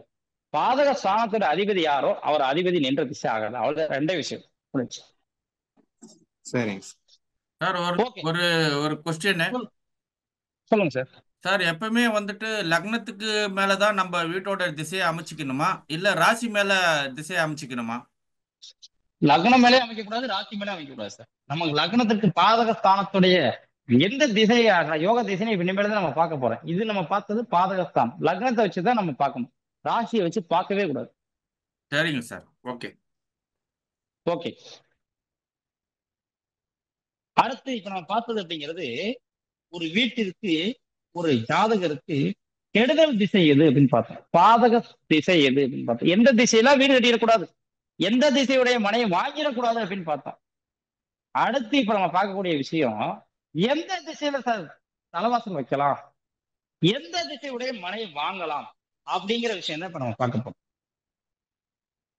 ஜோதிட ரீதிய சுக்கிரன் அப்படி அப்படின்னா வீடு கட்டிட்டோம்னு எப்படி நம்ம சொன்னோமோ, அதே மாதிரி இந்த ஜோதிடத்துல பாவங்கள் ரீதியா நம்ம கிரகங்கள் ரீதியா நம்ம சுக்கிரனை சொன்னோம். பாவங்கள் ரீதியா ஒரு பாவத்திற்கும் ஒரு காரகத்துவங்கள் அப்படின்னு இருக்கு. அதுல 4ஆம் இடம் அப்படிங்கிறது வீடு நிலம் அப்படின்னு அர்த்தம். அப்ப ஒருவருக்கு வீடு கட்டுறது யோகம் இருக்கணும்னா அவருக்கு 4ஆம் இடம் நல்லா இருக்கணும். 4ஆம் இடம் தான் அவருக்கு யோகத்தை கொடுக்கக்கூடிய இடம், வீடு கட்டுறதுக்கு நிலம் வாங்குறது. அப்ப 4ஆம் இடம் தான் நல்லா இருக்கணும் அவரு. அப்ப எழுதிக்கிங்க, 4ஆம் இடத்து திசை யோகத்தை எல்லாம் எழுதுங்க. ஒருவர் என்ன லக்னமோ அந்த லக்னத்தில் இருந்து 4ஆம் இடத்து திசை யோகத்தை கொடுக்கும். ஒருவருடைய ஜாதகத்தில் லக்னத்தில் இருந்து 4ஆம் இடத்து திசை யோகத்தை கொடுக்கும். முதல் பாயிண்ட். 2வது பாயிண்ட், 4ஆம் இடத்து திசை யோகத்தை கொடுக்கும்னா 4ஆம் இடத்துக்கு பெயர் யோக ஸ்தானம்னு அர்த்தம். அப்ப அந்த 4ஆம் இடத்துடைய அதிபதி யாரோ அவர் எங்க போய் நின்று இருக்காரோ அந்த திசை யோகத்தை கொடுக்கும். நமக்கு நல்லது செய்யறவன் எங்க இருந்தாலும் நமக்கு ஏதோ ஒரு நல்லதுதான் செய்யும். அவன் இங்க இருந்தே நல்லது செய்யணும்னு அர்த்தம் இல்லை, எங்க இருந்தாலும் ஏதோ ஒரு நல்லது செய்வான். லக்னத்தில் இருந்து 4ஆம் இடத்து திசை யோகத்தை கொடுக்கும். 4ஆம் இடத்து அதிபதி நின்றிருக்கும் திசை யோகத்தை கொடுக்கும். 4ஆம் இடத்து அதிபதி நின்ற திசை யோகத்தை கொடுக்கும். சார் 4ஆம் இடத்து திசை யோகத்தை இருங்க சார், நான் பேசி முடிச்சுக்கிறேன், அதுக்கப்புறம் உங்க கேள்வி கேளுங்க. 4ஆம் இடத்து திசை யோகத்தை கொடுக்கும். அதே போல 4ஆம் இடத்து அதிபதி நின்ற திசை யோகத்தை கொடுக்கும். ஓகே, இப்ப யாரோ ஒருத்தவங்க ஒரு ஜாதகத்தை கொடுங்க, அவங்களுக்கு யோக திசை எதுன்னு பார்க்கலாம். சார் ஏன் பார்க்கலாமா? மிதுன லக்னம். யார் மிதுன சார் லக்னம். பேசுறீங்க? பேசுறவங்க சொல்லுங்க. சார் ஆரோக்கியசாமி சித்திரசன் பெங்களூர். சார் வணக்கம் சார். இல்ல மிதுன சார், லக்னம். ஒருத்த பேச ஒரே ஒரு விஷயம், ஒருத்த பேசினா மட்டும்தான் ஒருத்தவங்க போட முடியும். யார் பேசுறீங்கன்னு சொல்லிட்டு பேசுங்க. ஆரோக்கியசாமி. சித்திரசன் பெங்களூர். ஆரோக்கியசாமி சார் பேசுங்க. சொல்லுங்க. மிதுன லக்னம். மிதுன லக்னம். ஓகே, மிதுன லக்னம். 11ல இருக்காரு, மேஷத்துல இருக்காரு. சார் நாலாம் நீங்க இடம். ஜாதகத்தை பத்தி சொல்லுங்க சார். அடுத்து 4 மூணாம் புள்ளி இடத்துல 11 செவ்வாய். புள்ளிலாம் மூணாம் இருக்கும். இடம் சிம்மத்துல செவ்வாய். சிம்மத்தில் செவ்வாய். கன்னியில் சந்திரன் ராகு. சந்திரன் ராகு. மகரத்தில் குரு. புரியல சார். மகரத்தில் குரு. மகர ராசியில குரு. மகரத்துல குரு. ஓகே, மகரத்துல குரு. மீனத்தில் சனி கேது. மீனத்தில் சனி கேது. மேஷத்தில் புதன். மேசத்தில் புதன். ரிஷபத்தில் சூரியன் சுக்கிரன். சூரியன் சுக்கிரன். ஆமா, சொல்லுங்க. ஓகே, இப்ப நமக்கு எந்த திசை யோகத்தை கொடுக்கும் அப்படிங்கறத நம்ம பார்க்க போறோம். அப்ப 4ஆம் இடத்து திசை யோகத்தை கொடுக்கும்னு இப்பதான் நம்ம பார்ப்போம். அப்ப லக்னம் அப்படிங்கிறது மிதுன லக்னம். அப்ப மிதுன லக்னமாக இருந்தால் மிதுன லக்னத்திலிருந்து 4ஆம் இடம் அப்படிங்கிறது பாத்தீங்கன்னா கன்னி. மிதுன லக்னத்துக்கு 4ஆம் இடம் கன்னி. கன்னியோடைய திசை எது அப்படின்னு சொல்லிட்டு பாத்தீங்கன்னா கன்னியோடைய திசை தெற்கு. அப்ப முதல் பாயிண்டா நமக்கு தெற்கு திசை யோகத்தை கொடுக்கணும்னு பார்த்தோம். ஒண்ணு. ரெண்டாவது விஷயம், 4ஆம் இடத்து அதிபதி யாரோ அவர் நின்ற திசை யோகத்தை கொடுக்கணும். இதுல பாருங்க, 4ஆம் இடத்து அதிபதி யாரு? புதன். புதன் எங்க போய் நின்றுருக்காரு அப்படின்னு பாத்தீங்கன்னா மேசத்துல இருக்காரு. மேசத்துடைய திசை அப்படிங்கிறது கிழக்கு திசை. அப்ப சாருடைய ஜாதகத்துப்படி 4ஆம் இடத்து திசையான தெற்கு திசை யோகத்தை கொடுக்கும். 4ஆம் இடத்து அதிபதி புதன் நின்ற திசையான கிழக்கு திசை யோகத்தை கொடுக்கும். அப்ப தெற்கு மற்றும் கிழக்கு திசை சாருடைய ஜாதகத்துப்படி யோகத்தை கொடுக்கக்கூடிய திசை. ஒண்ணு. இதுல இன்னொரு விஷயமும் பார்க்கணும். யோகத்தை பார்க்கிற ஜாதகத்துக்கு பாதக திசை எது வருதுன்னு பார்க்கணும். ஏன்னா ஒரே திசை யோகத்தை கொடுத்து பாதகத்தையும் கொடுக்குற மாதிரி கூட வரலாம். அப்ப இதுக்கு எப்படி வருது? ஃபர்ஸ்ட் நம்ம வந்து யோகத்தை கொடுக்கறத பார்த்துட்டோம். அடுத்து பாதகத்தை எது கொடுக்குறதுன்னு பார்ப்போம். இதுல பாருங்க, இதுக்கு அப்படித்தான் கொடுக்கும்னு நினைக்கிறேன். லக்னம் அப்படிங்கிறது மிதுன லக்னம். அப்ப இந்த லக்னம் இது வந்து தர லக்னமா, பிற லக்னமா, உபய லக்னமான்னு பார்க்கணும். ஏன்னா பாதகத்தை கண்டுபிடிக்கிறேன். இது பாருங்க உபய லக்னம். அப்ப உபயத்திற்கு 7ஆம் இடம் ஆகாதுன்னு முதலே போட்டோம். அப்ப இதுக்கு ஆகாத திசை அப்படின்னு எடுக்கிறோமா, மிதுனம் 1, கடகம் 2, சிம்மம் 3, கன்னி 4, துலாம் 5, விருச்சகம் 6, தனுசு 7. அப்ப இந்த இடத்து திசை தான் உங்களுக்கு பாதக ஸ்தானம். தனுசு தான் பாதக ஸ்தானம். பாதக ஸ்தானத்துடைய திசை கிழக்கு. அப்ப கிழக்கு திசை ஆகாது. ஒண்ணு. ரெண்டாவது, பாதக ஸ்தானத்துடைய அதிபதியான குரு பகவான் நின்ற திசை ஆகாது. அப்ப இதுல குரு பகவான் எங்க நின்றுருக்காருன்னா, குரு பகவான் மகரத்துல நின்றுருக்காரு. மகரத்துடைய திசை தெற்கு. நல்லா பாருங்க, தெற்கும் கிழக்கு யோகத்தையும் கொடுக்குது, அதே தெற்கும் கிழக்கும் பாதகத்தையும் கொடுக்குது. அப்ப ஒரு திசை யோகத்தை கொடுத்து அதே திசை பாதகத்தை கொடுத்தால் அந்த திசையை பாதக திசையத்தை எடுத்துக்கணும், யோக திசையை எடுத்துக்கவே கூடாது. அப்ப சாருடைய ஜாதகத்தைப்படி யோக திசைன்னு ஒரு திசையே கிடையாது. பாதக திசை தெற்கும் கிழக்கும். அடுத்து பாத்தீங்கன்னா வடக்கும் மேற்கும் பாதகமும் செய்யாமல் யோகத்தையும் கொடுக்காமல் இருப்பதால் வீடு கட்டணும்னா வடக்கு பார்த்து வீடு கட்டணும், மேற்கு பார்த்து வீடு கட்டணும். இடம் வாங்கணும்னா வடக்கு பார்த்து இடம் வாங்கிக்கணும், மேற்கு பார்த்து இடம் வாங்கிக்கணும். யோகமா இருந்தா யோக திசையை நோக்கி போகணும். யோகம் இல்லை அப்படின்னா ஒன்னே நடுநிலை திசையை பார்த்து போயிடணும். எக்காரணத்தை கொண்டு பாதக திசையை பார்த்துட்டு வரக்கூடாது. நான் சொல்றது புரியுதுங்களா இல்லைங்களா சார்? யோக திசை எதுவோ அதுல வாங்கிக்கலாம், பாதக திசையில வாங்கிடக்கூடாது. யோக திசையில அமையாட்டி நடுநிலை திசையில வாங்கிக்கலாம், வீடு கட்டிக்கலாம். புரியுதுங்களா இல்லைங்களா சார்? ஆரோக்கிய சாமி சார், புரியுதுங்களா சார்? சார் புரியுது சார், அருமையா இருக்கு. ஓகே, வேற யாருக்காவது இந்த யோக திசை கண்டுபிடிக்கிறதுலயும் பாதக திசை கண்டுபிடிக்கல யாருக்காவது சந்தேகம் இருக்குங்களா?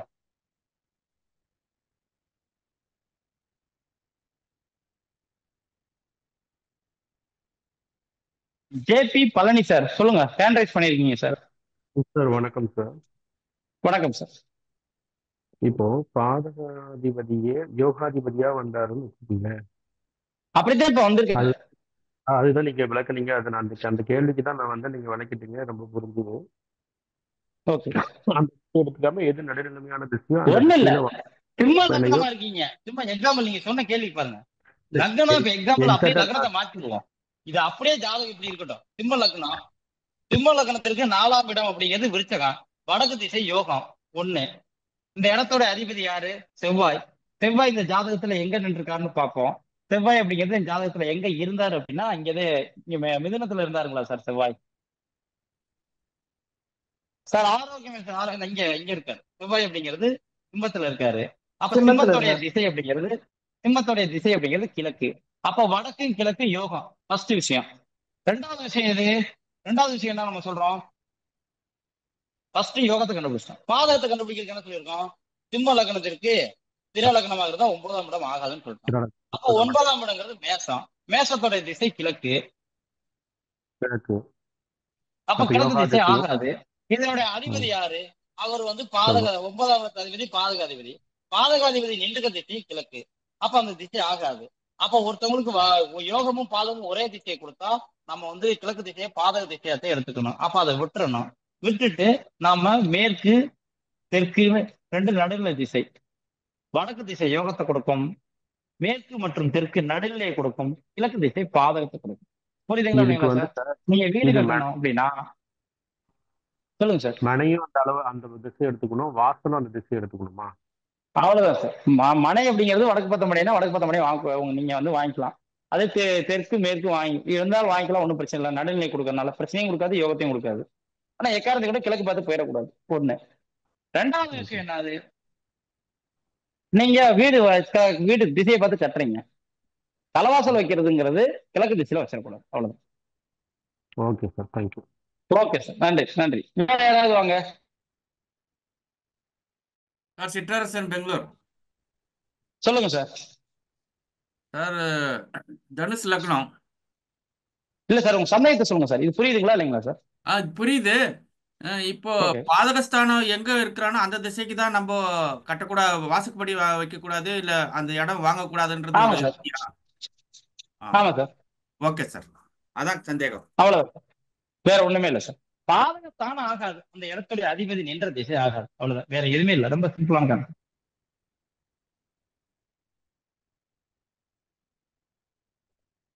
ஓகே, நம்மளுடைய வகுப்பு அப்படிங்கிறது புரிஞ்சுங்களா புரியலைங்களா சார்? எல்லாரும் ஒரு சில விஷயங்களை பேசுங்க சார். இன்னைக்கு நடந்த வகுப்பு அப்படிங்கிறது புரிஞ்சுங்களா புரியல?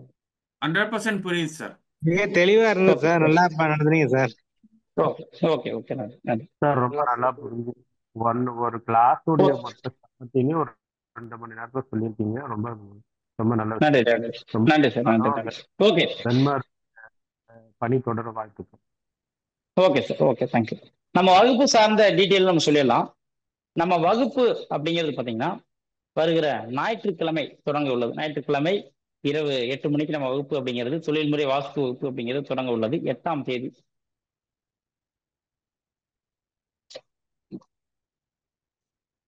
வெண்மர் அகாடமிக் சார்பாக நம்ம வகுப்பு அப்படிங்கிறது 8ஆம் தேதி ஞாயிற்றுக்கிழமை இரவு 8 மணிக்கு வகுப்பு அப்படிங்கிறது தொடங்க உள்ளது. மொத்தம் நம்மளுடைய இந்த தொழில்முறை வாஸ்து வகுப்பு அப்படிங்கிறது 15 வகுப்புகள். 15 வகுப்புகள் அப்படிங்கிறது வாரத்துல வெள்ளி சனி ஞாயிறு திங்கள் இந்த 4 நாள்களும் நடக்கும். வாரத்துல 4 நாட்கள், வெள்ளி சனி ஞாயிறு திங்கள் 4 நாட்களும் இரவு 8 மணியிலிருந்து 10 மணி வரை நம்ம வகுப்பு அப்படிங்கிறது நடைபெறும். இந்த தொழில்முறை வாஸ்து வகுப்பு அப்படிங்கிறது மொத்தம் 15 வகுப்புகள். இந்த வகுப்பு அப்படிங்கிறது எப்படி இது இருக்கும் அப்படின்னு பாத்தீங்கன்னா, இது அடிப்படையில் இருந்து ஒரு முதிய வகுப்பு வரையும். அப்படின்னா என்ன? ஒரு தொழில் முறையை நம்ம செய்யணும் அப்படின்னா என்னென்ன விஷயங்கள் வாஸ்து ரீதியாக இருக்கிறதோ அனைத்து விஷயங்களும் A to Z நம்ம வாஸ்து ரீதியான விஷயங்களை நம்ம பார்த்துருவோம். ஒரு வகுப்புல அனைத்து விஷயங்களும் இந்த வகுப்பு அப்படிங்கிறது ஒரு முழு நிறைவான வகுப்பாக இருக்கும் அளவுக்கு இந்த 15 வகுப்புகள் அடங்கிய இந்த தொகுப்பு அப்படிங்கிறது இருக்கும். இந்த வகுப்புடைய ஒவ்வொரு நாளும் வீடியோ ஃபைல் அப்படிங்கிறது இப்ப இன்னைக்கு கிளாஸ் அட்டன் பண்றீங்க, நாளைக்கு நாளைக்கு கிளாஸ் நடக்குது, அட்டன் உங்களால கலந்துக்க முடியல, நாளைக்கு வகுப்புடைய வீடியோ அப்படிங்கிறது நாளை மறுநாள் வந்துடும். ஒரு கிளாஸுக்குரிய வீடியோ அப்படிங்கிறது மறுநாள் காலையில ஒரு 10 மணிக்கு நம்மளுடைய குழுவில் அப்படிங்கிறது வாட்ஸ்அப் குரூப்ல அனுப்பிச்சிடுவோம். நீங்க இன்கேஸ் நீங்க முதல் நாள் கலந்து கொள்ள முடியலன்னா நீங்க அந்த வீடியோ அப்படிங்கிறது பார்த்துக்கலாம். அந்த வீடியோ அப்படிங்கிறது உங்களுக்கு லைஃப் லாங்கா இருக்கும். அதே மாதிரி பாத்தீங்கன்னா இதுக்கு உங்களுக்கு புக்ஸ், சர்டிபிகேட்டு எல்லாமே உங்களுக்கு கிளாஸோடைய PDF ஃபைல் எல்லாமே உங்களுக்கு கொடுத்துருவோம். இதோடைய கட்டணம் அப்படிங்கிறது 5000 rupees இதோடைய கட்டணம். இது நீங்க ஒரே தவணையா செலுத்தினாலும் செலுத்திக்கலாம், அல்லது 2-3 தவணையா செலுத்தினாலும் செலுத்திக்கலாம். இனிஷியலா ஒரு அமௌண்ட் பேமெண்ட் பண்ணிட்டு அடுத்த வகுப்பு முடியறதுக்குள்ள ஒரு பார்ட்டா பேமெண்ட் பண்ணி வகுப்பு முடியறதுக்குள்ள முடிச்சுக்கலாம். நீங்க மொத்தமா பேமெண்ட் பண்ணி ஜாயின் பண்ணணும்னு அவசியம் இல்லை. இதோட கட்டணம் அப்படிங்கிறது 5000 ரூபாய். நீங்க வகுப்புல இணைந்து கொள்ளலாம். இதனுடைய ஃபோன் நம்பர் அப்படிங்கிறது கீழே ஸ்க்ரோல் ஆகிட்டு இருக்கும். அது இல்லாம நான் உங்களுடைய நான் இது பண்ணிடுறேன், எல்லாம் நோட் பண்ணிக்கோங்க. 9952663504 அப்படிங்கிற என்னோட நம்பரை கான்டாக்ட் பண்ணி நீங்க வகுப்புல இணைந்து கொள்ளலாம். அல்லது நம்மளுடைய குழுவில் உங்களுடைய நம்ம வகுப்புடைய அட்மின் நம்பர் நம்ம குரூப்ல ஷேர் பண்றோம். சாருடைய நம்பரும் நீங்க கான்டாக்ட் பண்ணி நீங்க வகுப்புல இணைந்து கொள்ளலாம். அது இல்லாம வாட்ஸ்அப் குரூப்போடைய லிங்க்கும் வரும், கிளிக் பண்ணி கூட ஜாயின் பண்ணிக்கலாம், ஒன்றும் பிரச்சனை இல்லை. இந்த வகுப்பு அப்படிங்கிறது வருகிற ஞாயிற்றுக்கிழமை தொடங்க உள்ளது. இப்பொழுது வகுப்பு சார்ந்த இப்ப நம்ம நடக்க போற வகுப்பு சார்ந்த விஷயங்கள்ல ஏதாவது சந்தேகம் இருந்தா சொல்லுங்க, பேசுங்க. வணக்கம் சார். சார் கணேசன் பேசுறேன் சார். சொல்லுங்க சார். பேசுறேன் சார். எனக்கு வடக்கும் தெற்கும் திசை ஆகாது சார். ஒரே ஒரு வகுப்பு சார்ந்த விஷயங்கள் பேசுங்க, அது அப்புறம் பேசுங்க. அதான் சார், வகுப்பு சார்ந்த விஷயங்கள் இன்னைக்கு இந்த கிளாஸ் ஞாயிற்றுக்கிழமை தொடங்குற வகுப்பு ரீதியா உங்களுக்கு சந்தேகம் இருக்குங்களா சார்? இப்ப இது சார்ந்து பேசிக்ஸ் சொல்லிட்டீங்க. என்னென்ன கிளாஸ்ல என்னென்ன வகுப்புகள் அனைத்து விஷயங்களும் முடிஞ்சிடும் மேடம். அதாவது ஒரு வீடு, அதாவது நம்மளோட வகுப்பு அப்படிங்கிறது அடிப்படையில இருந்து ஒரு வாஸ்து ரீதியான விஷயங்கள், ஒரு இடத்தை எவ்வாறு தேர்வு செய்வது, அந்த இடத்தை யாருடைய பேரில் பதிவு செய்வது, அந்த இடத்துல பதிவு செய்யணும்னா என்னென்ன விஷயங்கள் இருக்கணும், அடுத்து பாத்தீங்கன்னா அந்த இடத்துல எங்கன வீடு கட்டலாம், எங்கன ஒரு விஷயங்கள் செப்டிக் டேங்க் அமைக்கலாம், எங்கன போர் போடலாம், எங்கன தலைவாசல் அமைக்கலாம்.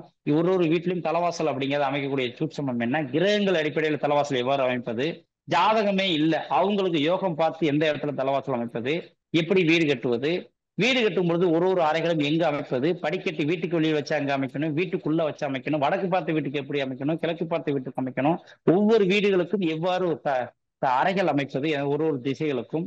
அதே போல மனையடி சாஸ்திர குடிப்பொருத்தம் என்றால் என்ன, அந்த மனையடி சாஸ்திரப்படி குடிப்பொருத்தம் எப்படி பார்ப்பது, குடிப்பொருத்தத்தை எவ்வாறு அமைப்பது, பொருத்தத்தை வைத்து ஒரு இடத்தில் பிரம்மஸ்தானத்தை எவ்வாறு சரி செய்வது, அந்த இடத்தை பிரம்மஸ்தானத்துல எந்த ஒரு அறைகளும் வராமல் எவ்வாறு பார்த்துக் கொள்வது, வீட்டுக்கு எப்படி வரைபடம் வரைவது, இது எல்லாமே ஒரு வீட்டுல போய் பாக்குறீங்க. இந்த வீட்டுல இந்த பிரச்சனை, அப்ப இந்த வாஸ்து ரீதியா இந்த பிரச்சனைனா இந்த பிரச்சனை இந்த வீட்டுல இருக்கும், இந்த மூளை பாதிக்கப்பட்டிருக்கு, இந்த திசை பாதிக்கப்பட்டிருக்கு, அப்ப இந்த வீட்டுல இந்த பிரச்சனை இருக்கும்னு நம்ம சொல்ற அளவுக்கு இருக்கு மேடம்.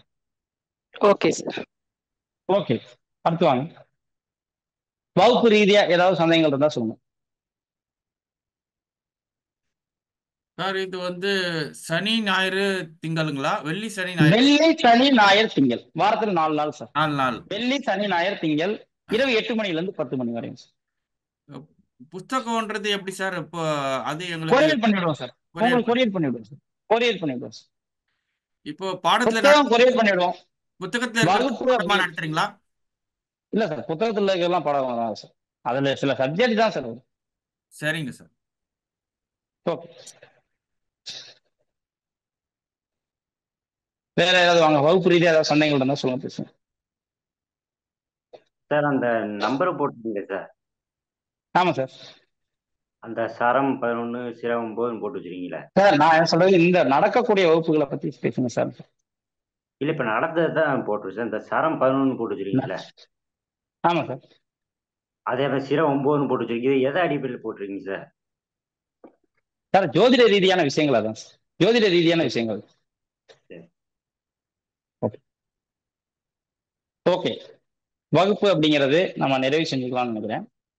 நம்மளுடைய வகுப்பு அப்படிங்கிறது ஞாயிற்றுக்கிழமை தொடங்க உள்ளது. அந்த வகுப்புல வந்து கலந்து கொள்ளுங்கிறவங்க முதல்ல நம்பர் நான் நோட் பண்ணியிருக்கோம், கீழே ஸ்க்ரோல் ஆகிட்டு இருக்கோம்.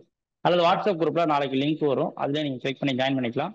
வகுப்பு சார்ந்த விஷயங்கள் எந்த சந்தேகமா இருந்தாலும் சரி, வாஸ்து ரீதியாக உங்களுக்கு எந்த சந்தேகமா இருந்தாலும் சரி, என்னுடைய எண்ணுக்கு நீங்க கான்டாக்ட் பண்ணி உங்களுடைய வாஸ்து ரீதியாக இருக்க சந்தேகங்களும் சரி, வகுப்பு ரீதியாக இருக்கும் சந்தேகங்களும் சரி, அனைத்தையும் நிவர்த்தி மீண்டும் ஞாயிற்றுக்கிழமை நம்ம சந்திக்கும் வரை உங்களிடமிருந்து விடைபெறுவது நான் உங்கள் அஷ்டோ வாஸ்து சதீஷ்குமார்.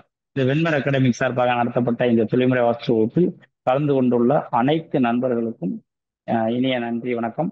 இந்த வாய்ப்பை, அற்புதமான வாய்ப்பை ஏற்படுத்தி கொடுத்த வெண்மர் அகாடமிக் நிறுவன தலைவர் அசோகன் ஐயா அவர்களுக்கு இந்த நேரத்தில் நன்றி தெரிவித்து நம்ம வகுப்பு அப்படிங்கிறத நிறைவு செஞ்சுக்கலாம். அனைவருக்கும் நன்றி. நன்றி சார், ரொம்ப நன்றி சார். வணக்கம். நன்றி சார், நன்றி நன்றி சார். அனைவருக்கும் நன்றி சார். நன்றி சார். நன்றி.